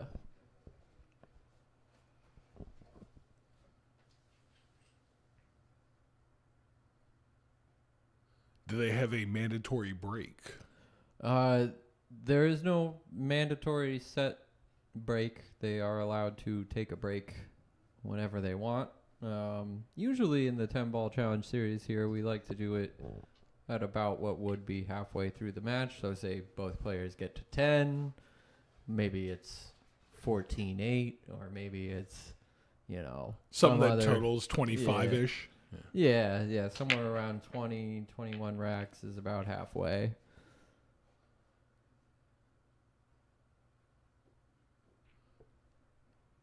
I'm a big fan of the marination break where you let the opponent stew in their last mistake right after they make it. You take your little break and just be like, yeah, go think about that for a little bit.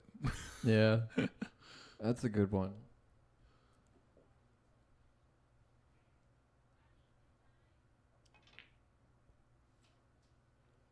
That one's a little tough because the angle wasn't there to do it naturally. He had to kind of stun Yeah. follow rather than just pure top only. And I think people tend to steer the shot in the direction that will help their cue ball move in the direction they need it to move. It's a tricky one. I mean, he's got the angle to cut it and probably go into the 2. But no, he's going to elect for a safety, try to get up table underneath some of those balls up there. Doesn't find coverage, but no real good attacking option for Chris unless he wants to back cut that one ball, which I don't see him doing given what we've seen so far. I think he goes for a safe here. Maybe split the 2. Okay. It's not an ideal shot. I kind of like it because you have a big pocket thanks to the 4. Sure. Yeah, I guess, no, it's the one's far enough out. He's not flirting with the scratch, so. But he doesn't find himself great on the 2. Is it bankable? I think it lays great to roll up on the 7. Yeah, that's Just hit it with a little bit of top inside and float on the 7. There we go. There you go. Not quite welded, but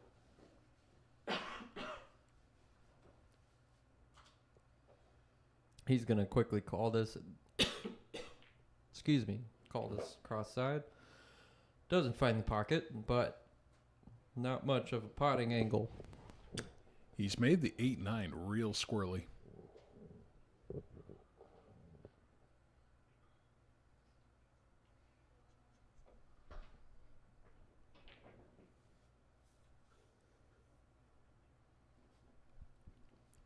Is he maybe going for the calling the bank? combo? He might be calling the bank combo even to solve the 8-9 if he wanted to be extra cute. I don't know if he's No. doing that. I can't imagine that's what he's trying.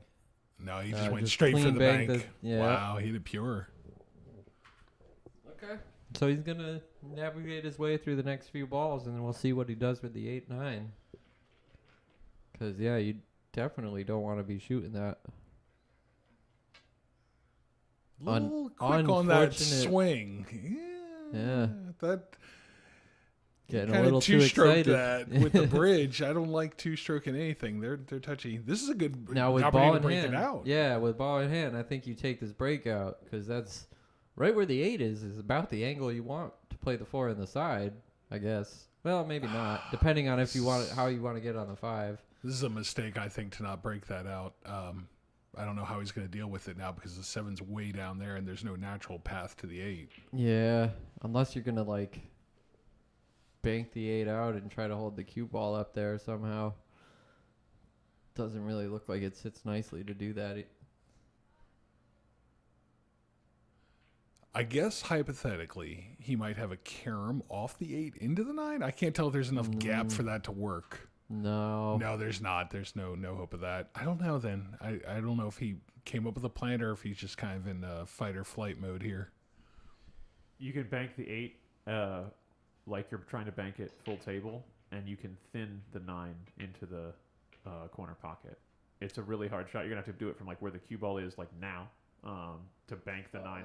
You bank the 8 off the rail, and then the 8 goes into the rail and then off and cuts the 9 as it comes off the rail. It's kind of the only thing I see from here because, like you said, there's really no breakout from this position.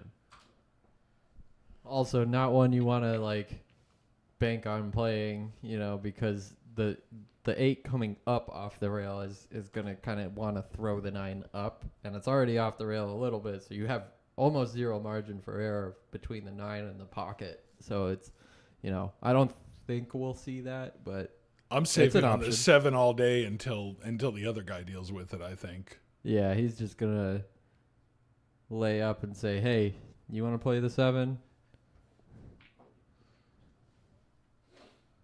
I imagine we're going to see JR come with a safe here. I don't think he's going to try the 7. He knows he's got nothing to do with the 8 next.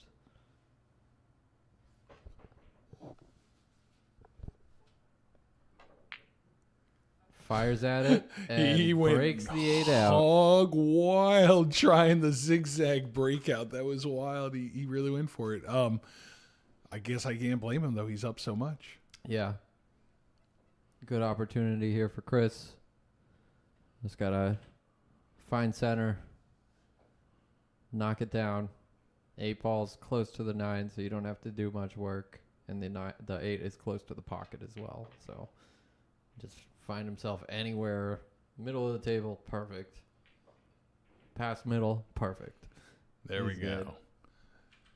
The only thing that you can really do wrong here is go forward and scratch. So I think you hit this with some outside ball, high Yep. outside or just middle Yep. outside. Just keep that cue ball running straight. Yep. Take a little more angle on the 9. That's fine. You want to get down table anyway. Here it's all about speed.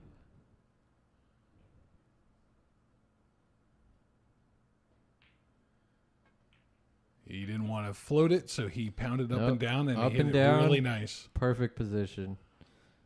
Okay, maybe a little more than perfect.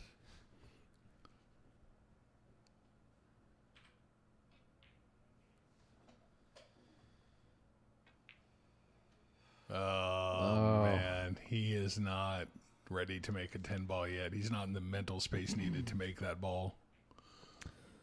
All right. JR shooting at that same pocket that's caused him some trouble. Let's see how he navigates.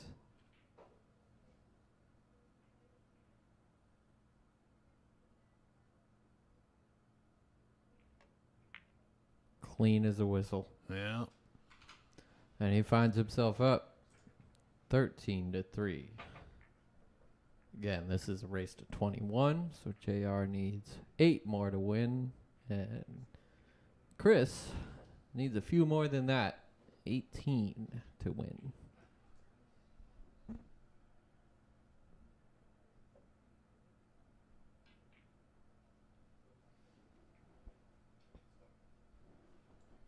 You guys should do the one pocket challenge with the inaugural. That would be a good one.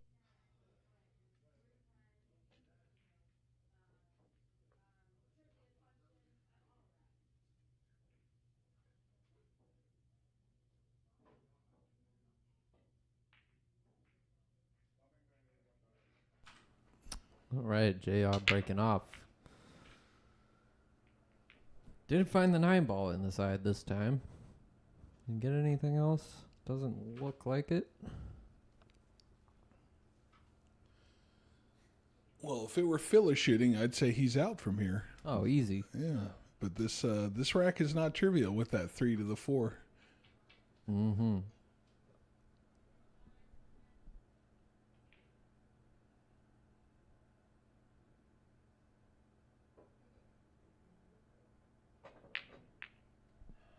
Hit a little too firm on that one.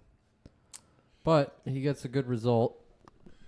His stroke, I can tell it's I can see that it's a little jerky, like you'd mentioned earlier, that there's no noticeable pause or rhythm on the backswing. It doesn't look smooth. It looks like he's just kind of lunging at the ball, and it doesn't look very accurate because he's not really taking that little extra half second during the backswing to aim.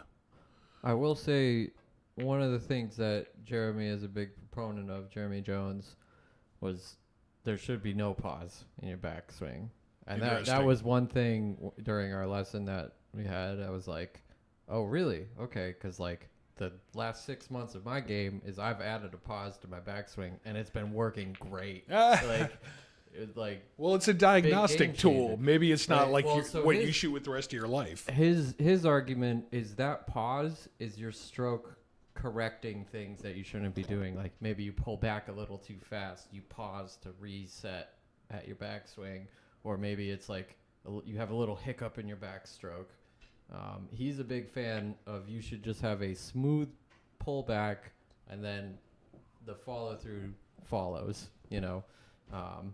So it's just one smooth operation. So maybe my thought was maybe Chris is kind of contending with that in his mind, and he's not having that pause that he's used to. Maybe that's messing with his game a little bit. Who knows? Yeah, I definitely think that's something that he's cognizant of. I'm also noticing, I just think that the muscle that we're seeing is him wanting to try to make things happen. You know what I mean? Like he's really just trying to force balls into the pocket as opposed to letting his stroke, put the ball into the pocket. I think that's I think that's a big part of it here is he's gotten the stress is causing him to try to use his muscles when it's just, you got to kind of fight that and do the opposite. You almost want to like lean back into let the stick do the work instead. And just, like I said, you got to divorce yourself from outcomes if you really want to be playing pool at the highest levels. He was a little quick to get down on that shot, Chris was. But he's hit it, and he's found himself pretty good. JR's calling the cross side, probably kicking one rail.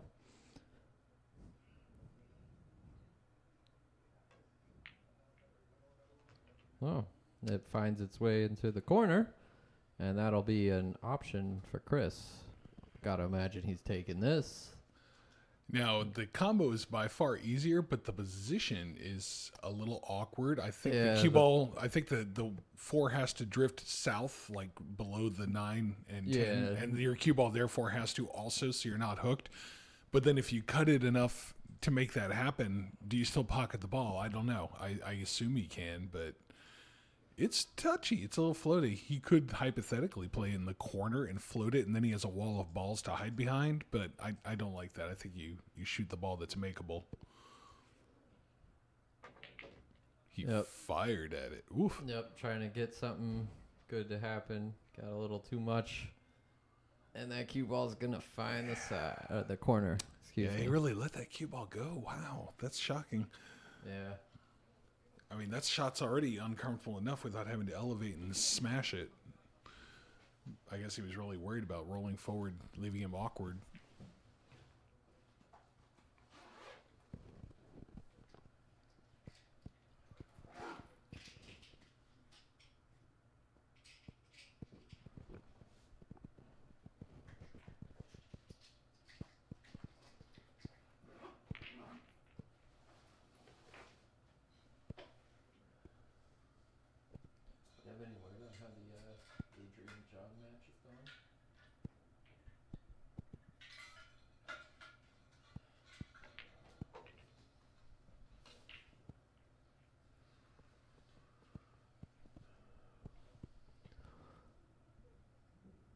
Fairly routine last 3 balls here. Just going to move the cue ball right back into the middle of the table. Play the 9 on the opposite side. Might go to the rail, back out for the 10. Yep, no. Goes for 2 rails. Play the 10 in the same side. To get up 14-3.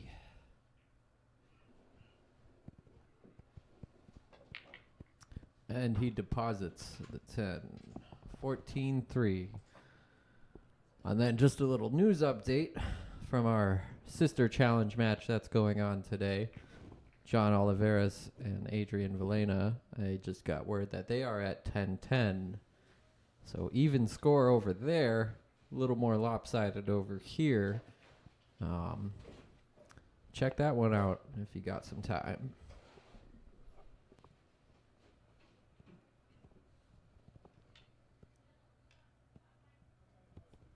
And JR to break. Rack number 18.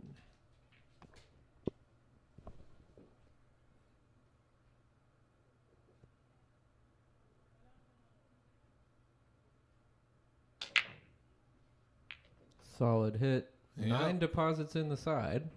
Yeah, I like that. And I think, I don't know if that one passes the 2 now or not. We'll see.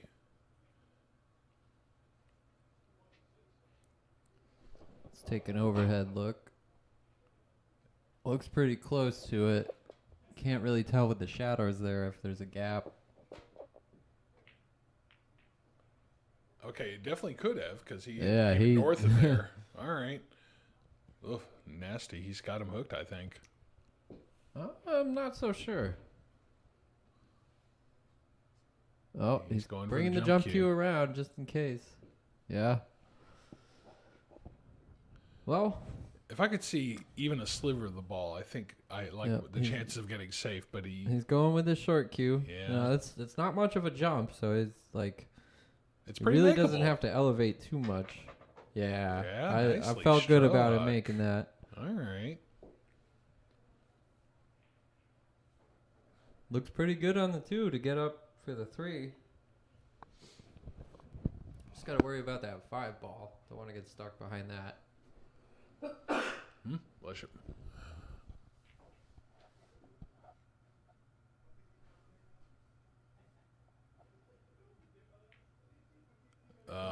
He kind of rushed that one a little bit. I think sometimes players try to find a rhythm and they maybe force themselves to shoot artificially a little quickly, thinking that's how they find their rhythm and start shooting well. But I don't know. I've never been a fan of that. I think every shot needs to be given full care and attention, and probably more than 2 backswings, 2 practice strokes rather. Meanwhile, he hit that 2 as well as a human being can. Wow. Comment coming in from YouTube. Guy says, JR appears to be pattern racking. That kosher? Well, No. Right. However, we don't have a referee in the building. They were told beforehand, no obvious pattern racking, like the 2 and the 3 can't be in the corner on every rack. And I haven't seen him doing that.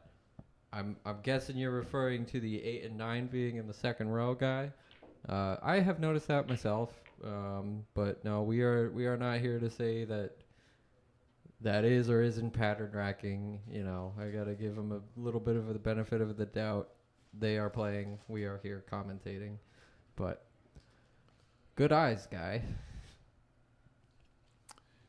Yep, that's one of those things that for a while people tried to argue, well, there's no rule against it, but there actually always has been. Like for years, there's been one. It says balls must be placed without purposeful or intentional pattern, yada, yada, yada. So the rule exists, and so like a lot of rules in pool, people don't really have, a sense that the WP are the most official set of rules. They just do whatever they grew up with, or they do whatever the local league is, or they do whatever they're used to when they gamble. Meanwhile, Good nice cut shot Chris. by Chris, yeah. So, yeah, it'd be nice if everybody followed this standard. I think if I were Chris, I would call him out on it. Yeah, I mean that could be that's almost borderline sharking, but it's not really, because if JR really is pattern racking, then he would be totally in the right to call him out on it. But yeah, no, it's totally fine. You shouldn't treat it as a move. It's kind of like Chris, but that could all I'm saying Chris is that could shake down. somebody, be like, what are you talking about? Well, I'm not pattern racking. Well, we actually have not seen, we still haven't seen a break and run, so it's kind of like, if you pattern rack the 8-9, well, first let's get to a point where somebody's actually making all the balls and getting to the 8-9 before we even worry about it. Yeah, that's the other thing is, like, these aren't 700s. They're not breaking and running every other rack, Yeah. But certainly haven't seen a pattern in Chris's racks. No. And with that, he brings shaves one off the lead, gets it back to 10. JR leads by a score of 14 games to 4 in this race to 21 in the DMV 10-Ball Challenge Series number 12, live from the BAK Room Billiards Studio. And if you're just joining us, we want to thank you again for tuning in. Please do like, share, and subscribe if you're viewing on Facebook or YouTube. Whoa. And boy, howdy, what a pop break that was. I think he's going for the new Florian Kohler. Look out. A new record for the highest pop break is coming. It's probably a good thing that they have like the Littman lights with the hole in the center instead of lights that are hanging right down the middle of the table, or those would have been destroyed. Yeah, that got some air, some hang time. Good connection. He's made a ball. He's got a shot on the 1. Yeah, I think you play the far corner. Don't worry about that combo, and you can start sideways for the 2. Yep. Also a natural safe if it hangs. It has. Unless he finds that gap, but looks like he's okay. Not sure if he can maybe cheat it and like swerve around the 3. Humanly possible for sure. Oh, he's just going straight for the jump. It's what I call a routine jump shot. Ball's hanging, just top the ball. But is he going to get it on the 2? Doesn't look like it. Yeah. He did nice. Full snooker on the 2.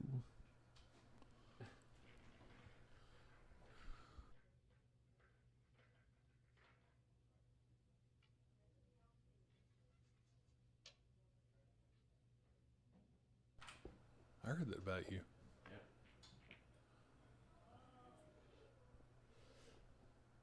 Well, he's got himself out of his own snooker. Oh, my goodness. And he finds that pocket to just lay the cue ball up in. Now, assuming the pocket doesn't interfere, this does roll into the corner and leave pretty natural position. So it's a huge tester, but I don't think he has to do anything with the cue ball except make it. I don't think it scratches. You just roll it. Yep. Now, if you want to be a little safe, you try to get the cue ball over behind the 8, but I don't know that speed works out, Does it pass the 10? No. Or at least not by this view. Will he play the 210? A reminder that we are playing 10 ball last. So if he had made that 10, would have spotted up right away.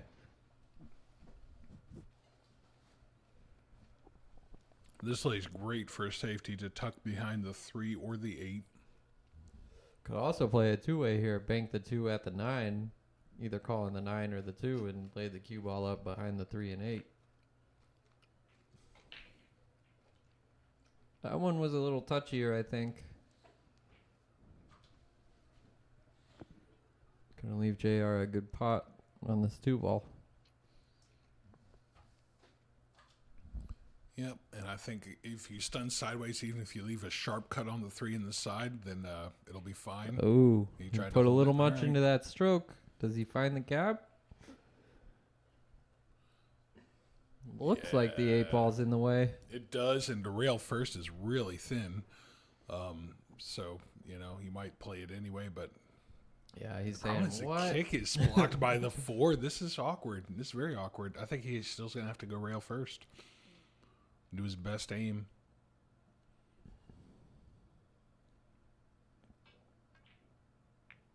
Yep, finds connection, but ball doesn't find hole.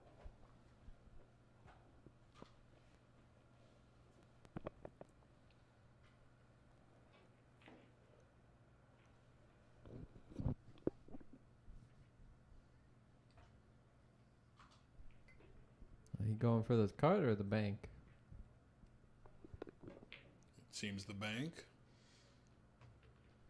Man, this guy's all over those Efren shots today.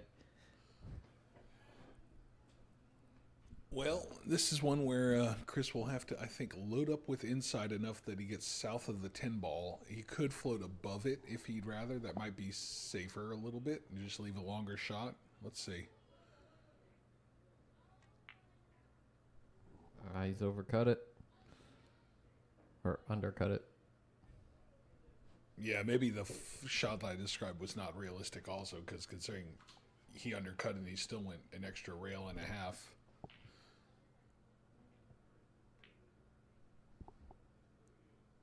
Doesn't find the bank again, but this one doesn't leave Chris a shot. I would say leave it on opposite sides of the 4. Do you agree, or you think something else is better? Yeah, I think you just split the balls, put both balls on each long rail, and try to use the 4 as a blocker, just like you said. I mean, you could try to bank the 3 up table and like use the 8 or the 6 maybe for cover, but that's a lot trickier. Yeah, because To the 3 wants navigate. to bank into the 4 if you cut it enough. Yeah, exactly. Going left-handed on that, just thinning the 3. See.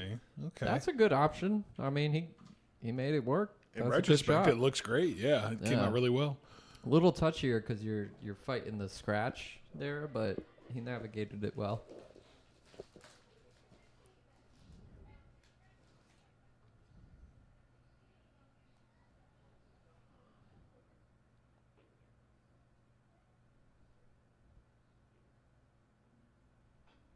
JR gonna kick one rail at this. I believe he called it. Ah, great attempt.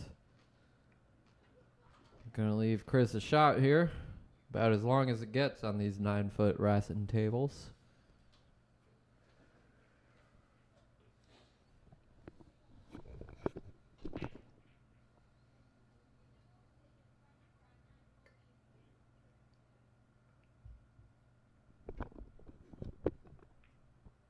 Oh, and he's overcut that one.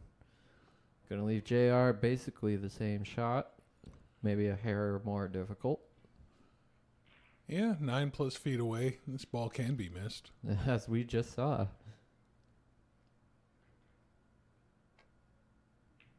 You just get the feeling JR is not going to do that, though. How's the cue ball?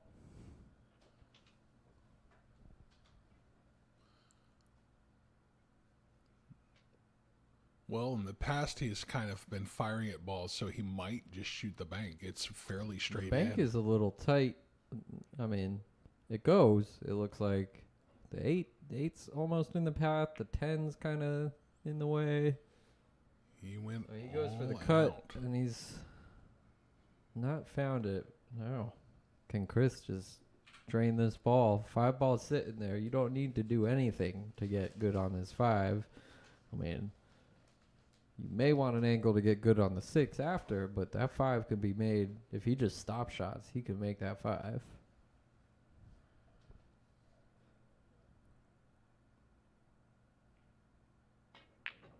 A little bit of frustration in the back arm. Yeah, he may have tried a little bit too hard to draw or stun or Yeah. something when he didn't really have to. I think you just, like you said, accept it. If you're stuck on the rail, then you're stuck on the rail. Yeah, at this stage in the game, you just got to make the ball.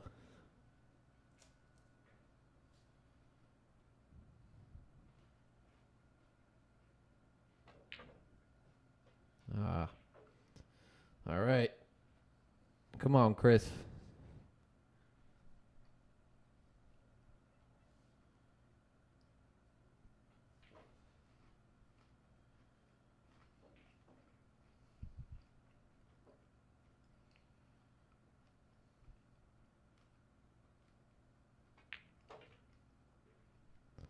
Good stroke, center of table. Now, do you play the 6-9 or do you try to get on the other side of the 6? Play it in the bottom right corner here. Since getting on the other pocket is not natural, I would want to play the 6-9. He had to do a careful draw, speed control shot. It's still makeable. He can definitely cut that 6. I would still play the combo at this point because then the position is pretty automatic, whereas this other way you got to contend with the 9. That is true. But, the 6 can do weird things if you play that combo. You don't exactly know where the cue ball's going to end up. He hit that nice. Yeah, yeah. Now he's got some work. He does, yeah. It's a good shot, It's not a steep angle for the cut, so he can, hit pretty full on the ball. Just kind of punch out one rail, play the 9 in the bottom right, I would think. You may just try to draw, maybe play the 9 in the bottom left, but I don't like that just because of the side pocket. Yeah, that's the traditional way to play it. Now, does that 10 go in the side? That is a little bit sketchy. I think you send the cue ball back towards where it is now, and the idea is that you float south of the 10, and then, maybe you play end up on the side, but you'll probably play it up, yeah. Yeah, I think that's the safer way to go about this. Just get this 9 ball down, take what you get on the 10.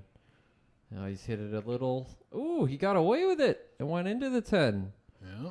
Now a slight back cut, but much more manageable than, I don't know. I like this back cut over playing the 10 up the rail, Yeah, no, this is quite makeable.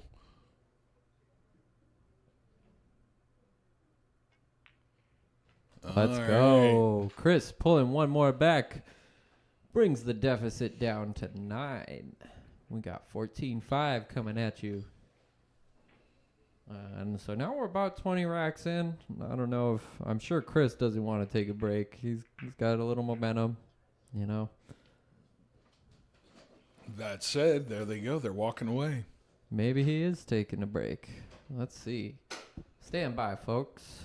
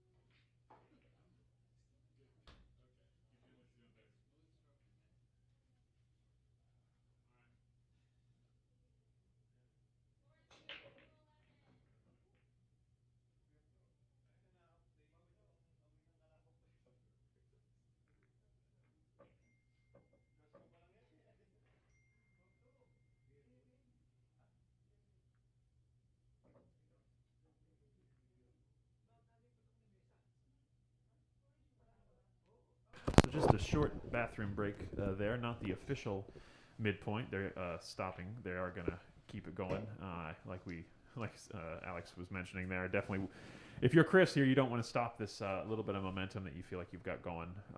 And once you get to 14-8, you're in familiar territory because you know that the comeback has happened from there before. So I feel like he definitely wants to try to get to a few more on the board before he takes his official kind of midpoint break of this race to 21.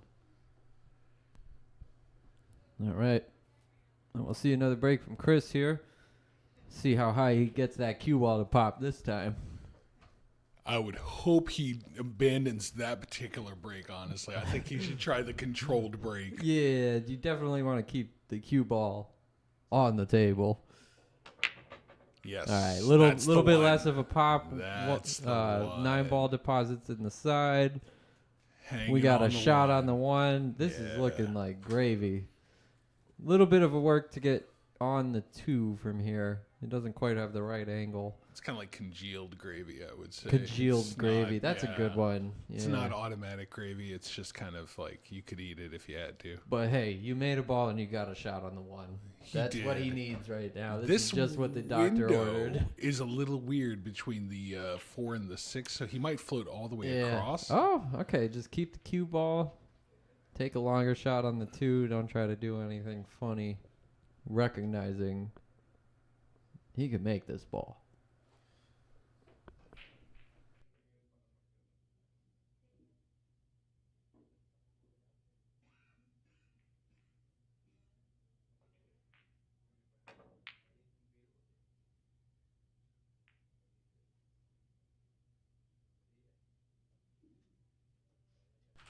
That's good. That's good. That way.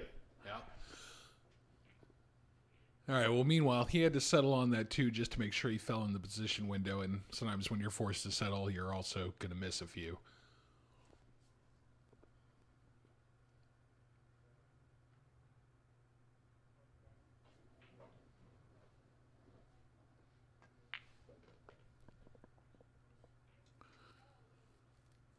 Got a lot more out of that cue ball, I think, than he expected, and now it's going to be pretty tough to hold for the 4. He's banking it to try to hold position, but honestly, as I look at it, even the bank looks tough to hold for the 4. Yeah. I see. He planned on coming below the 4, which is a nice option.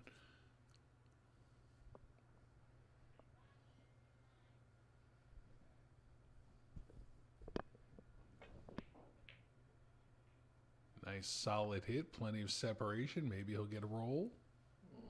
Not Maybe quite. not. You can see Chris throwing his hands up there as, come on. But I will say, Chris doesn't seem like he lets the frustration get to him that much. He may seem a little frustrated, but he's in good spirits out there.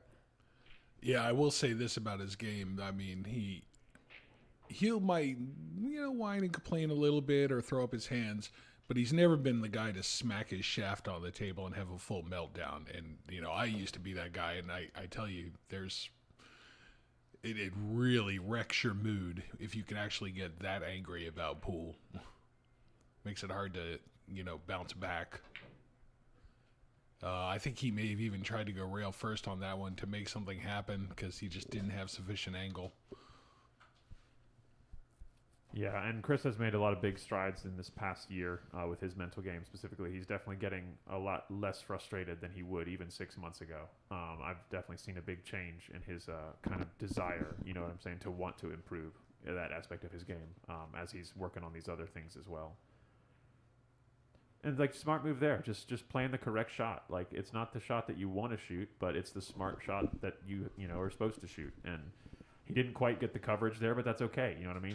At least he's choosing the right shot, and he's not completely, using that arm. Yeah, not using that arm muscle like we were seeing on 10 or 15 minutes ago where he was trying to muscle things around. He's just actually letting the cue stick do the work for him, which is what I like to see. He got through that ball a lot nicer, and he's going to get rewarded for playing that safety. JR hangs it out. Yeah, I was gonna say he should be rewarded for JR's miss here. I was a little worried that cue ball may come around and clip the 6 or the 7, but yeah, he's got a nice shot here. Got a little float work upwards a little bit. Do you Yeah. think he goes to the left or right of the 10? I think I would try to play this in the corner, the 6. It's tough because the 10 is so natural to roll into. Yeah, exactly. Yeah, I think he's got the angle. It's. I He's mean, not- it's not the angle he wants. He's got to he's go. going and for get the short jump cue. Yeah. Yeah. Oh, Okay, that's well, heartbreaking. some good that can happen. I mean, you could hit the 6, make the 6, and stun the cue ball into the 8. Oh, he misses the 8 entirely.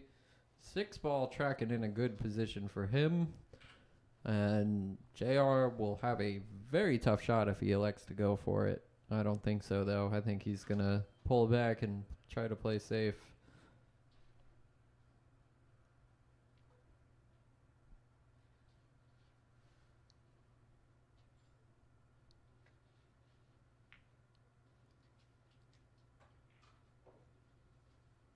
Nice, simple, solid safety. You don't need much more than that with so little traffic on the table. It's pretty much a coin flip whether you're going to have a look at the 6 or not after, but it's hard to do a controlled, kick and stick type of safety.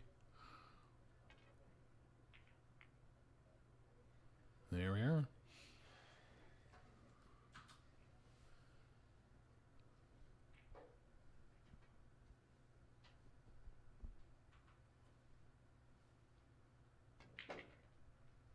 A little too much into that 6. I think he wanted to stun it for the same pocket, but it was so straight that he had to really pound it. Yeah, I think in that situation, you just take the 7 in the corner or something. Yeah, that's right. Oh.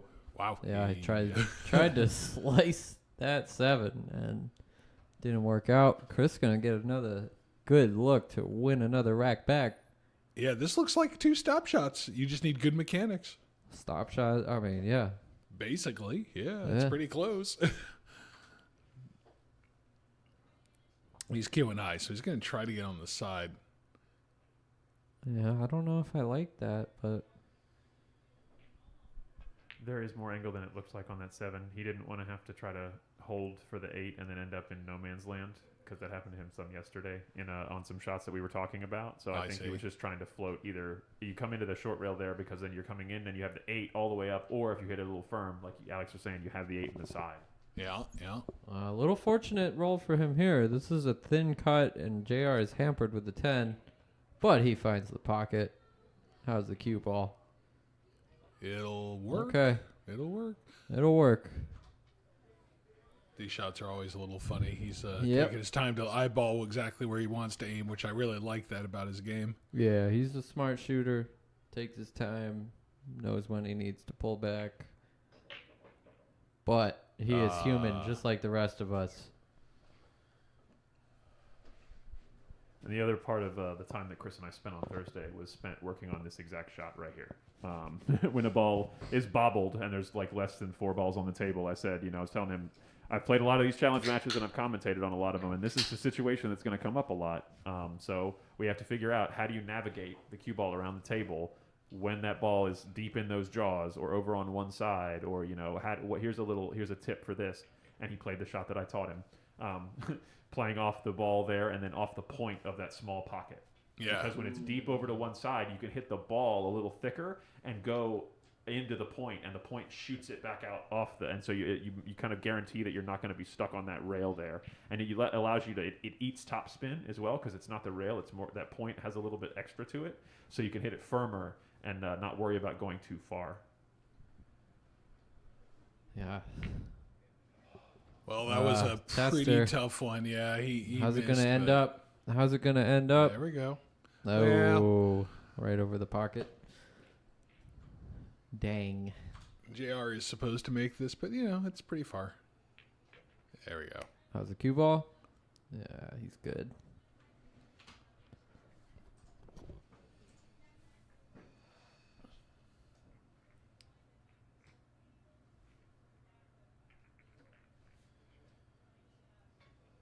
All right. Now check out JR's rack here. Yeah. Okay. We had a little word with him when we thought they were taking a break.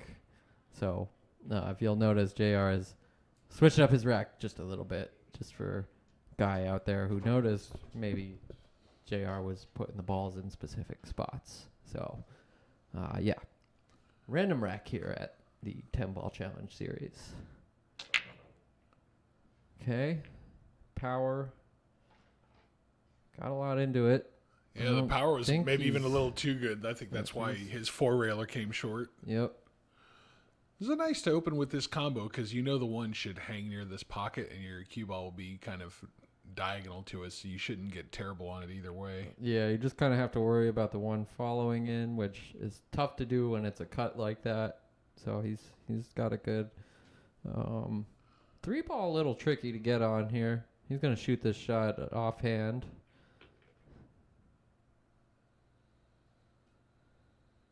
Yeah. He's flipping his hand, but this actually is That's like pretty maybe a good. good angle because it goes up Yeah. and down naturally to the left half of the table. Yeah, he's maybe a little frustrated when he doesn't need to be. It's a lot of the times you just want to use natural position. Like you just make the ball and the cue ball just physics dictates it should go where it should go. You know, that's what you want. That's a tough one for JR, for sure. Definitely playing safe there. Does he find the side pocket? Oh. He's got Chris hovering over that 9-ball. Yeah, the shot's pretty tough. I wouldn't try anything as far as pocketing the ball. I might try to bank the two south of the wall of balls and hope that the cue ball ends up on the other side of that wall, Yeah. like this. And I mean, but that's when less you don't ever really practice that shot. But I think people really do need to start practicing just hitting a ball when you're snookered behind another ball, or like, you know, shooting over a Tree-topped. ball. Tree topped. That's the Yeah. proper terminology. Thank you, Matt.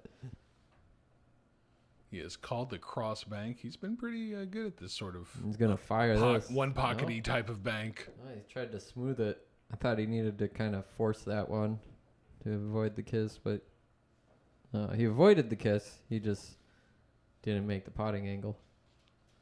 Too wide. Yeah, too wide. Now, if Chris wants to draw to the correct side of the 4 and get back where he is now, he's going to have to elevate, which makes this a lot tougher.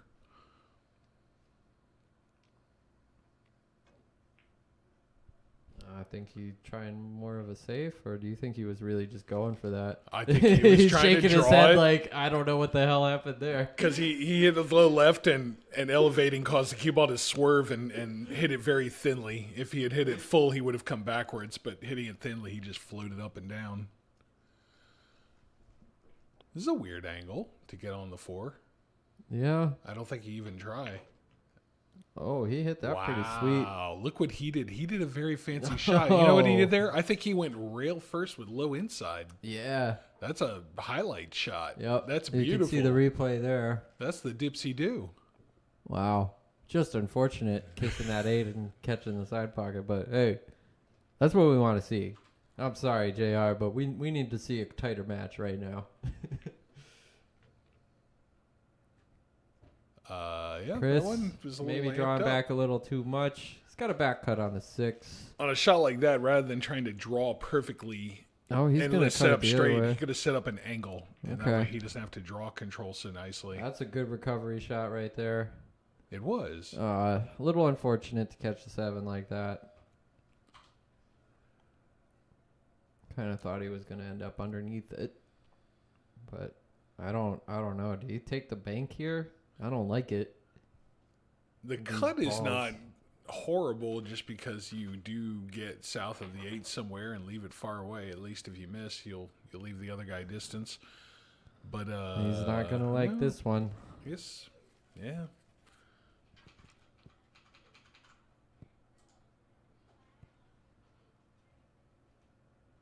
That bridge is unreasonably long. That looks like a 20-inch bridge from the overhead. That's interesting. All right.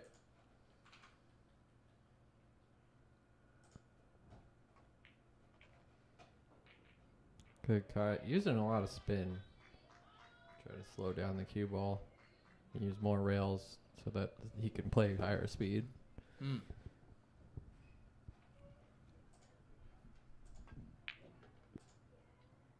Right, like there, a lot of people just go one rail. You use two rails, then you can really get into the ball and use the rails to slow down. All right, JR deposits the 10 for a 15-5 or 16-5. Is it? I think 16-5. Yeah. 16-5. All right. Now, what are we going to see here?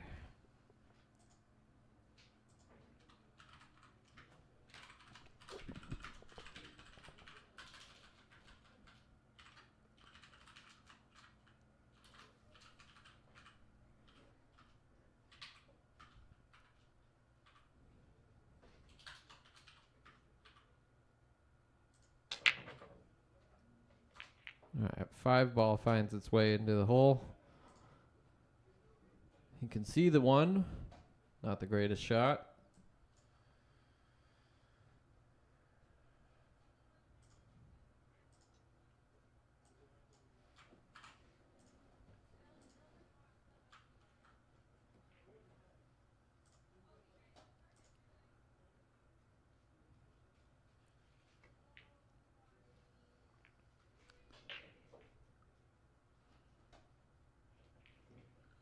All right.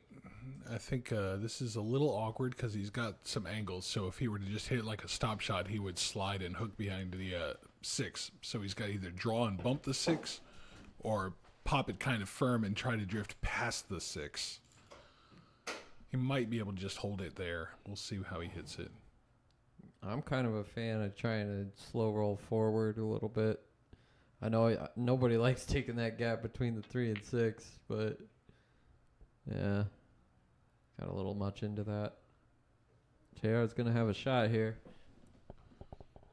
Oh, maybe not. That 8 ball is right up on that one. I think if you kick off the foot rail, the 1 just will go off the 8 automatically. Yeah. He didn't even have Oh, to yeah. do that. Okay. Yeah. There must have been a little gap there that we can't see.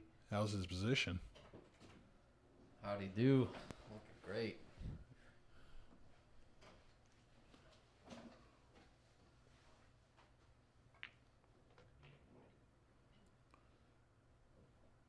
Yeah, this is a nice angle. He has to just stun and bounce off the rail close to the side pocket, just not make sure he doesn't accidentally get in the side pocket. It's a pretty precise vertical tip position to make that happen.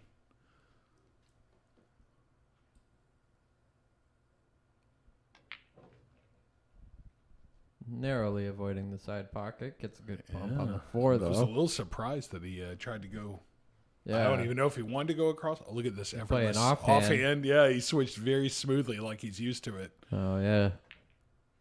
Oh, I think that was a very tight pocket. I think his offhand probably must be pretty good because that was just a tough shot. I think he might have made that otherwise. Yeah, a lot of people don't realize, like, you just practice with your offhand. Like, it took me like a couple weeks, maybe a month, like just playing with it here and there, a couple nights a week. I got a little comfortable with it, and I'll say, like, I can shoot pretty decent left-handed now. Obviously not, like, as good as my right hand, but, like, in a pinch, it's very useful skill to know. Absolutely. I've always been, like, freakishly good at it, and it's just because you just do it when it comes up. And I think that the way I would put it is whatever time like, however good you are with your on-hand, it'll only take like 10% of that time to get as good with your offhand because so much of what you're doing is knowledge. It's more knowledge than you realize, like knowing the tip position. Exactly. And the decision-making and all that. All right, just got to look at the score on the Adrian Villena versus John Oliveira's match. That is at 14-12 in John's favor for anybody interested in the score in that one. Nicely played on that bump, and this out looks pretty automatic. Routine out here. Not a lot can go wrong, but we are playing on 4-inch tables, so nothing is a gimme. one little roll out of line and a lot can happen. But I think he just makes this 8, plays the 9 up, and try to get a stop shot on the 9, play the 10 in the bottom or the upper right corner from this view. Yeah. Yeah, this is the one. If he can miss it all, this is the only one that he can miss. Yeah, you don't want to really go firm with this shot. You just kind of want to ease this in. Unfortunately, it looks like he's going to track toward the rail, so he might be inclined to play a little more. Yeah, power. he just settled on being on the rail. You settle on the rail for this. I mean, he's pretty much dead straight. Little angle, so he knows he's not going to scratch. But that's good. I like the way he played that 9 ball. Can't gotta give him credit. I think he's been on the rail like on maybe 3 9 balls or game balls rather, 10 balls, and he's made all of them. Like he's just not fazed by it. It's really nice. All right. Well, JR, 4 racks to go. Chris needs to get some pep in his step. Yeah, the way he's kind of flipping up his hands and his body language, it maybe suggests that he doesn't think he can win, which is, you need to be able to believe it. You got to believe the comeback is any minute now. It's tough sitting in the chair 17-5 thinking you can win, But it is possible. Anything is possible in this game. I mean, that's the only thing you can think. I mean, if you're going to sit in the chair and think, oh, woe is me, just concede and go home. I mean, he's already doing so much better than everybody else who's sitting at home not doing this because he stepped into the box to do this. A lot of people gave him flack for challenging up this high, but you know what? He did it. You know what I'm saying? He put himself out there just to see, because you don't know what it's going to feel like until you get in the ring, as it were, to be like completely real. Like you expect, what it's going to be like, but then you lag for the first break, and then the match starts, and you're in it till it's over, and it kind of hits you different. Your body, you don't know how your body's going to react to it. So I just give him mad props for even getting into this thing, and at the same time being able to remember when you're down 17-5 or if you're up 17-5, you have to have the same mindset, and that mindset is, I can still win. And it's important to remember that even if you're winning already or even if you're losing, it doesn't matter because it's not over yet. You know what I'm saying? Winning and losing is the outcome, and it's from that point, I can still win. You know what I mean? You got to just repeat that to yourself as much as possible and just try to stay playing every shot the best you can and not try to let anything that you've been thinking about get in the way, which is so easy to say and nearly impossible to do. Words of wisdom coming from our man, David Mudre, who clawed his way back after being down 14-8 against Mr. Oliveras in one of our previous challenge series. Well-fought match. Didn't end up clearing that one, but that was a nice hill thriller. Gotta believe it can happen again. Yep. I know when he was in that chair, the only thought in his mind was, kill. All right, On that's Chris? conservative bunt. Okay. Yeah. No, I mean, Chris ain't giving up. He ain't going to try to shoot at that one just to try to make something happen. He's smart. He knows I got to play safe here. He's going to play the game the way it's supposed to be played. Now, JR going to go airborne on this one.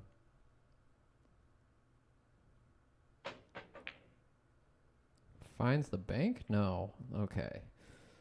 Chris getting a nice shot on the one here. Nice little opener. This is a little funny. This one, I think you draw back a little bit to make sure that you're not tree-topped over the 7. You could also go forward in theory, but I think drawing back is the safer bet. Yeah, can't tell how the 7 says might. Oh, okay. See, he tried to steer it a little bit so that he wouldn't be tree-topped, and I don't like that. Yeah, he had no angle for that. Decent result. Always iffy kicking at a ball, hanging in a pocket, Real easy it seems to just follow that ball in. Now from this angle, he's probably not going to follow it in. Right. Coming at an angle like that, you're always going to get the side rail.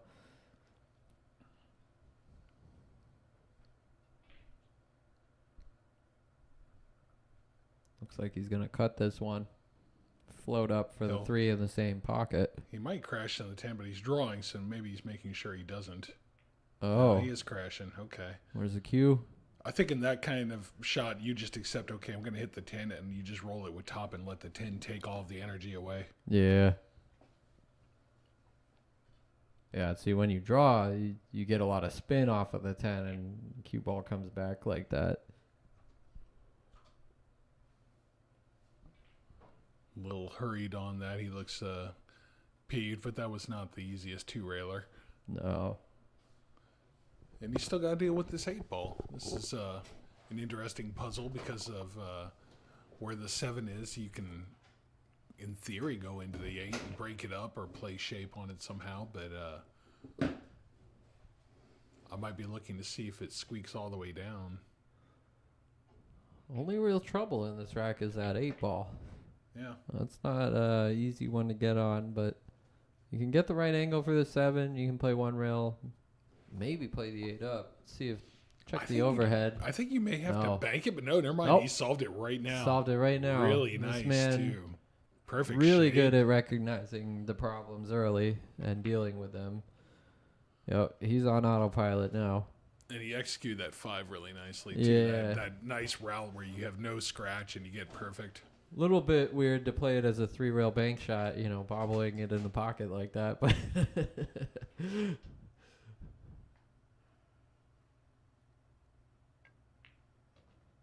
it's a good pot. He's gonna get hooked. Yeah, he had to drag that a little bit. It wasn't just middle left. He had to Wow. kind of stun over there, and yeah. Right. Chris is Interesting. breathing a sigh of relief right now. I guarantee you that.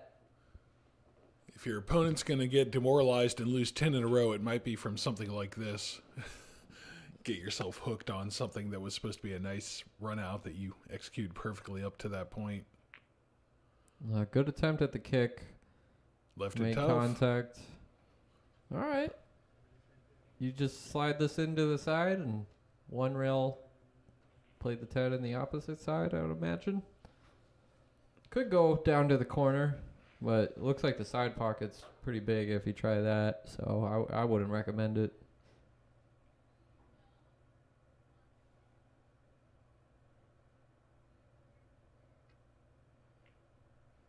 Good I cut. like the speed. Speed's a little much, but Okay, now I hate the speed. it's cuttable. Yeah. It's missable, but it's cuttable. Come on, Chris. You got this.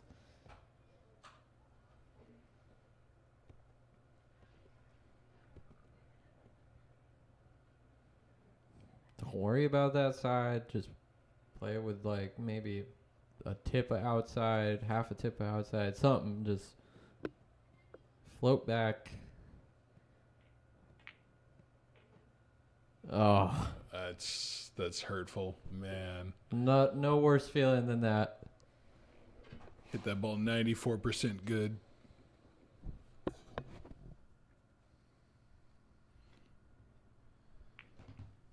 Just seeing in the comments, Guy is signing off. Thank you, Guy. Thanks for watching. Thanks for supporting the stream.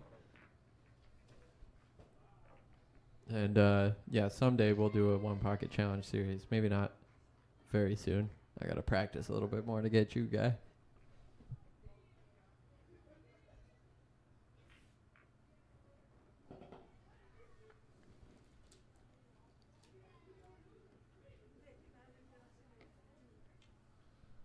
All right. 3 racks to win. JR is feeling pretty confident right now. See how his break looks.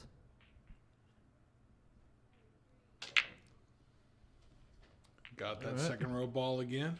Yeah, maybe mishit the 1 a little bit. The cue ball kind of flew off toward the right. But good result.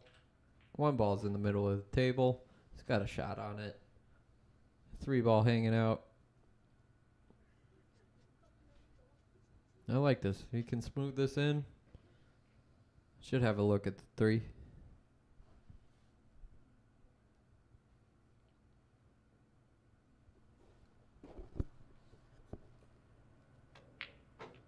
Woof.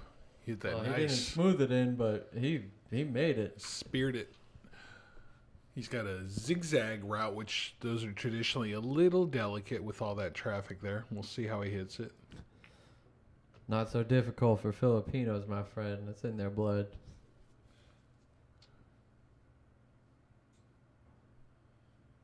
Got a little bit to work with, but happy to see this angle at least.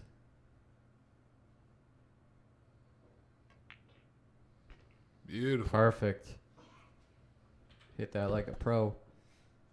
This ball's a little weird. It's you got to come It's close funky, to the yeah. pocket in order to make sure Two you rails go, out for if the you go six. deep to the pocket, you're okay. If you don't come deep, Oh, he navigated it. he did. Wow. He got there just in time. Perfect. Yeah.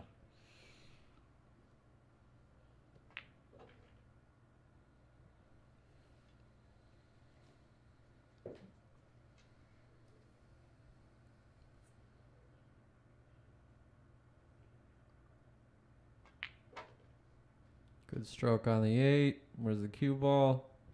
A little bit shy from where he wanted. He's had a couple of nice runs that are just kind of falling apart right at the last two balls, which is, Yeah. you know, That's allowed Chris to get back in a little bit, which is good. I mean, we all want to see a close hill match. You think you go all in on this? Cut it? Let the cue ball fly? I would. I think Chris is not At this shooting stage in great. the game, yeah. Yeah, I would just go I ahead. think we're going to see it. No, he all in on the bank. I like that 2A if it gave him okay position on the 10. It gave him kind of... How is this, though? You just got to be feeling sick. You're down so much. This is what he leaves you for a 9-10 out. It's like, Yeah, what do you that's got to do? brutal. Yeah, it's scratchy in both directions. As in these cases, you can hammer a bank, like you just stiffen it up quite a bit and bank in Yeah. the opposite corner. Other than that, he's got a safety, but the bank is likely to leave it bad. Full in the face almost with a lot of follow. Try to 3-rail the 9 ball behind the 10 and leave the cue ball up on the head rail. That's what I would like from here, just because the shot is so scratchy. The shot has eczema. Like, oh yeah, it's just, and then like if you miss like that, it's just there's no good speed to hit it at, to miss it at, unfortunately, unless you like hit it half that. But then you can't give it a full swing. So it's I like playing safe there because you could actually get your stick through the ball there. Yep. JR going to find the 9 ball. And decent shape on the 10.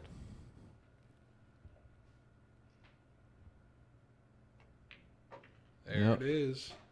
All right, within 2 racks of winning. I'll be right back. Yeah, I'm not sure we'll see a break in this one. Looks like they are gunning for the finish line. Yeah, I think unless Chris is able to win the next like 5 in a row, I don't think we're going to see a break in this Challenge Series match either.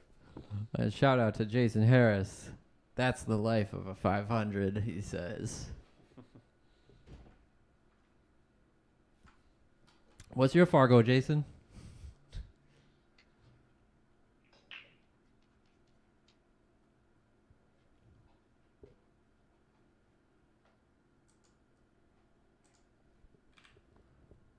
Let's see how he can break this off. Nice contact, makes that second row. It looks like in the side. The 9 ball again. Oh, In a different it was. spot. Yeah. We it shall wasn't. add. It wasn't in the. It wasn't being patterned as before. No. Yeah. But like I said, that's on me. I got to get the software figured out so that they can have the rack they're supposed to rack displayed on the TV, and it's truly randomized every time. Yeah, future improvements coming to the DMV 10 Ball Challenge Series. And he just fires in that carom combo, billiard combo, playing the cue ball off the 1 and then into the combo. What Like a it's heck of a nothing. shot! Yeah, Like just it's nothing. firing it in. I mean, yeah, being Got a up weird one here. 19-5, you're definitely going to be swinging it a little bit more. Yeah. But he's You can't let that get to you, though. I will say, in my previous Challenge Series match, when I was up, I forget what the score was, like 17-9 or something. Mm-hmm. I kind of got a little sloppy and let the guy get a couple racks back. And, absolutely. then I realized that, and I'm like, okay, I got to tighten up a little bit. Oh, So yeah. You don't want to get too complacent when the score line's like this, is the point. Absolutely. I mean, I've experienced very similar things. It's kind of like the finish line looms, you know, that's kind of what I call it. Like the closer you get to the finish line, it's almost like you feel like you have to run across it instead of just continuing to walk across it the way you've been walking the rest of the match, and keeping the same pace. But either way, Chris makes a pretty smart decision there to not go too hard on everything. Is this cuttable, though? That's a good question. Looks like it. It might sneak it's by tight. that too. Yeah. Yeah. I think he hit that ball really nicely. Wow. Can't hit it much better than that. The No. 3-ball presents a little challenge. It's kind of weird with the 6 tied up. Yeah, you always got to go Yeah. the 3 into the 7-6, and you can probably make the 6 if you just hit the 3 pretty thick here. Oh, he's Holy moly. He might scratch. Playing short side? Oh my heavens! What a stroke he put on that ball. But now you see he moved the 6 a little bit, so it's a little easier, natural for the combo. He can just hit the 3 and go Yeah. into the 6. Yeah, the billiard lies a lot more naturally Yeah. now that he adjusted things there. That was a really good stroke. It's just got Yep. to. I was gonna say the only worry there is to hit It's that the too 10 thick. ball. Yeah, well, Yeah. no, if you end up with the cue ball there and you hit the too thick into that second ball and you lose all the momentum Okay, instead of yeah, thinning yeah, into yeah. that I the see what you're 6. saying. Yeah, and letting the cue ball kind of float back out. He kind of got Yeah, thick I there. think he was trying to bank the 3 back up table so he Yeah. could have a position on it. Yeah, more like coming but- across the midline for the side or something. Yeah, but he just caught the 10, so a little unfortunate. But hey, let's see Chris. Let's Can see what he Chris get back can do. in this. Right, let's see if you can play this in the side, which is a nice little float, and go to the just rail. Gotta ease this one in. Top right. 5's right there. Yep, float it. Very Uh, nice. This See, is that's the stroke you want on these tables. It's 100%. A nice, smooth, easy stroke. You don't want to force anything in because these pockets will tighten up, and they tighten up quick. yeah. Those 2 swings looked a lot better compared to what we've seen so far. He didn't have that snatch kind of at his transition. He let it flow back and forth there. Yeah, he might be at that stage. There's always a stage in a match where you almost know you're gonna lose, and then you just sort of you let go. You stop thinking like, okay, I got to do X, Y, and Z. You just sort of get into stroke, and you just start firing at things, and that helps a lot of people toward the end of matches, and we've seen a lot of comebacks with in scenarios like that. Absolutely, and I think the takeaway from that is to realize that not thinking Let's is the go. goal. You know what I mean? The if it and you come down to it and you stop thinking about I need to do X, I need to do Y, I need to do Z, and Yeah. all of a sudden your body starts performing the way you want it to. It's like, Yeah. oh man, how do I achieve that without having to be down? Yeah, you find that flow state when you're Yeah. down, and it's like it's almost too late for that. Yeah, But- absolutely. Oh, He's hit every single one of those balls thick. Every single one of those cuts, he has cut it into the rail. Oh, and he's conceding that, which will put Mr. Yumul on the hill. At 20 racks to 5. 20-5. This may be the biggest deficit we've seen I think in so. the 10-ball challenge series. I believe that 15 games is the most that we've seen. But again, mad props to Chris. Yeah, ain't for nothing. even doing this. Yeah, nobody Like, can take anything away from him. He got in here and he did his thing. He gave it a try, and like I said, I don't see any other 540s chirping at 620s in the comments. So if y'all want to try to think you have some similar gumption to my man Chris, Step in. step in, Show us what you got. get in the box. Let's go. I will critique you all day. All right, let's see. Breaking off for the last time, Yep. Last break for JR. and he makes And 2. Two 1-balls sitting on the bottom rail there. Yeah, a little goofy with that 1 being where it is, but How's that 2-3-5 look? Looks pretty well lined up. yeah, I think it might even play to the combo 2-10-5 might play to the pocket, Yeah. depending. Never want to play that, but just No, not at all. it's But there if you yeah, are thinking about it in Yeah. a pinch, maybe. and he's just trying to get behind the stack here, or get behind the pile of 2-3-10 or 2-10-5, and didn't quite. But the 1 is going to travel enough. So now it looks like Chris is probably going to attempt the same thing, try to put the cue ball behind those 3 and send the 1 ball up table. Yep. Overhits it just a little bit Smart. there. Yep. A little quick with getting down on that. He just rushed a bit, but I think he might be in a hurry to start the car, as they say in the in the old AccuStats videos. Yeah. almost impossible to come back from this. And especially when you get in rolls like that. My man continues to be the Yumul Bakery. It's just, good heavens, coming with the delicious buttered rolls. I think next time he should play in a chef's hat. Yes, I think that would only be fair. Because he's cooking. He is definitely cooking. And as we say that, he gets hooked behind the 5-10. I think he's going to have to take to the air here. Jackie Rivera, thank you for chiming in on our chat. Start the car. AccuStats commentary coming at you.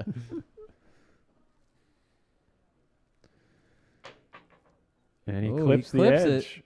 And is the 5 going to also block? This is sick. This is sick. Folks, if you've never tuned into the DMV 10 Ball Challenge Series before, I have to tell you, it doesn't usually go like this. It's not, the rolls are usually not this one-sided. I have never seen quite a match like this as far as just total number of rolls. I don't like kicking at that one. Yeah, it's so small because of the 9. Of that gap between the 4 and the rail. Yeah. It's like you're almost more likely to go between the 4 and the rail. Whereas if you just jumped it, you might jump the cue ball off the table, but like at least you're hitting the 4 guaranteed if you jump it. No, for sure. I think the 4 is the wiser one.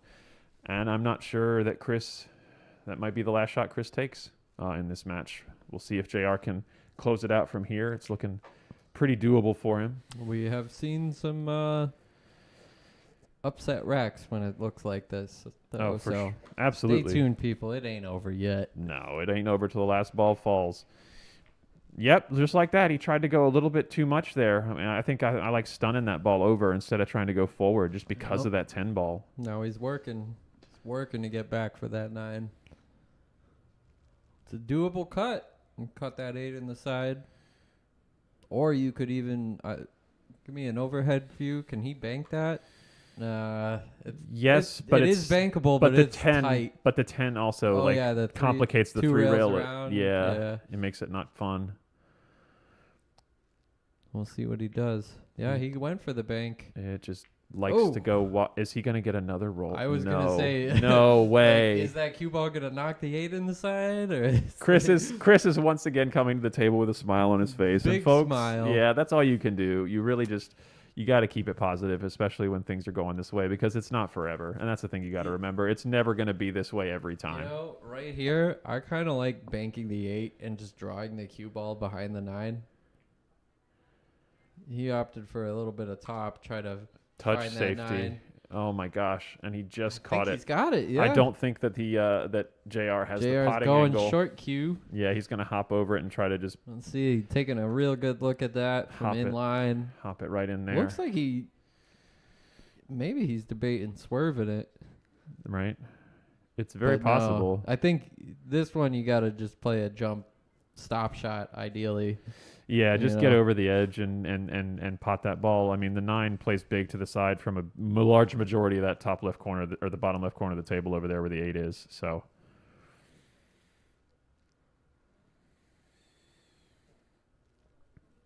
Sion, shout out in the chat. Sion thinks Chris is gonna win.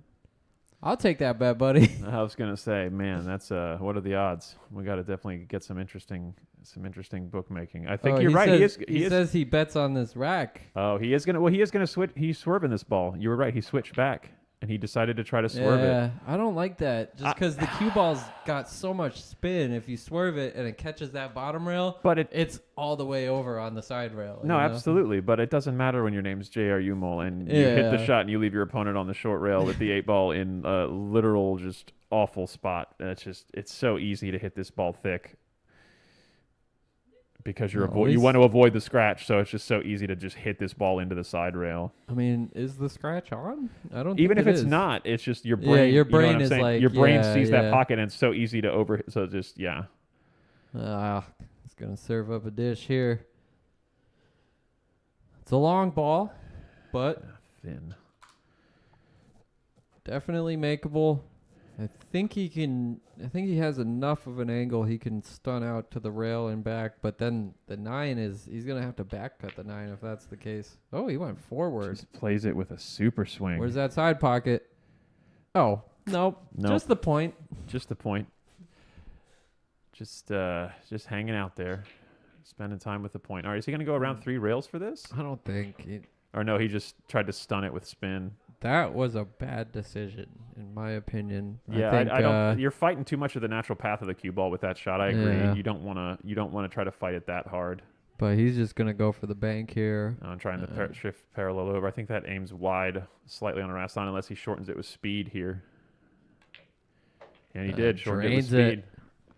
What a match! And Thank with you that- for tuning in, folks. We have our biggest ever win here at the 10-ball challenge series. That's true. Jay R Yumul pulling out the victory over Chris VonEsch with a score of 21-5. Really thank you all for tuning in. Appreciate you for liking and sharing. Stay tuned for the 2026 season. We'll be announcing some more of those matches as we get going these next week or two. And we will be back with you. Special thanks to my buddies in the booth here with me, Alex Ziemba. Thank you, sir. And then Matt Lala, who had to step away. We appreciate the time. And Thank you, Matt. Absolutely, folks. We will see you all in 2026. And let's get that one pocket challenge series started.